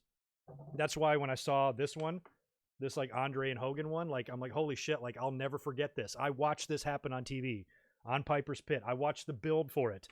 When Jesse was suspecting that Andre was pissed, and he was on Piper's Pit arguing, with his future tag team partner, Roddy Piper, about Andre, and he goes, you produce Hogan, I'll produce Andre, we'll get him here together, we'll have him sorted out. Like, that's a big part of my memories. I might not be a wrestling fan without that Piper's Pit segment. So, like, little things like that, and who doesn't love Brett holding the Winged Eagle title and wearing a Santa hat, So, and Demolition, one of my favorite tag teams of all time, and Mr. Perfect and all that stuff. So anyway, I'm gonna nerd out, and you're gonna see the dorkiest of dorkiest rooms to podcast from in the future. We're about a month away from that, and I was going to judge the performance of this microphone. We had some problems last night, but I really think it's just because my cat sat on it. But I was like, if that keeps giving us trouble too, I'll get a new, I'll spring for, the expensive microphone and get something nice and professional when we move into the new studio. So anyway, thanks for sitting through that unboxing. That was fun. I'm excited to get these things framed and set up. It would be nice if I had some signatures, but I'm not an autograph guy. I've never gone after them. I've never sought after them. Never even asked for them. Anytime I've ran into a wrestler or seen anybody, I mean, maybe if I go to a convention, I can bring these and get Brett to sign one or whatever. But otherwise, they've never really interested me, getting autographs. So either way, should be a cool setup coming down the road. Anyway, all right, that about does it. I appreciate you guys hanging out today. Really, really awesome audience in here. Before you leave, if you can too, please smash that thumbs up. I only have about 100 likes despite 500 people hanging out here and watching. Don't forget to be here immediately following Payback tomorrow. I'll have a link up later tonight. I'll post the thumbnail and the link tonight, so it'll be there waiting for you. Grab it, put it in your pocket. Don't lose it. Make sure you shoot over here to my YouTube channel immediately following the Payback pay-per-view. And we'll be up here to talk about what is potentially a brand new Universal Champion in Roman Reigns, or a Retribution reveal, or a Sasha and Bayley implosion. Who knows what we're going to see tomorrow. Hopefully it will be good. And we'll continue on what has been a pretty good week of wrestling. Thank you for that, K-Dog's Kennel. Appreciate the $5. Heading into work, just want to show some love. A heel Roman Reigns aligned with Paul Heyman. Shut up and take my money. That's what I say, K-Dog's Kennel. Well, you're heading into the work at the right time, because we're about to sign off here. Thanks for chiming in tonight, man, and I appreciate you guys all hanging out and doing this. Oh, Barry, you did do a live unboxing for the bubbly. I did? I got right behind that Owen Hart DVD. There's a bottle of that bubbly right there, actually. Oh, yeah, I guess I remember that now. Wait, was that when it showed up? I think that might have been the time that it showed up while I was podcasting. I think there was a knock on the door, and my bubbly showed up. That's what it was. That's right. I do remember. So yeah, maybe any other shit I order, I'll save it, and we'll do an unboxing on a podcast or something like that, because all this stuff got here today, and I was like, I'm going to hold on to this, because if there's time at the end of the podcast, we'll unbox it, and might be fun. And maybe we can do some more videos of that in the future as well. Speaking of like different type of videos, if you guys want to check out more Chris Jericho cruise footage, I uploaded an entire hour-long bonus footage video on my channel a few days ago. It has no views on it at all, less than 1,000.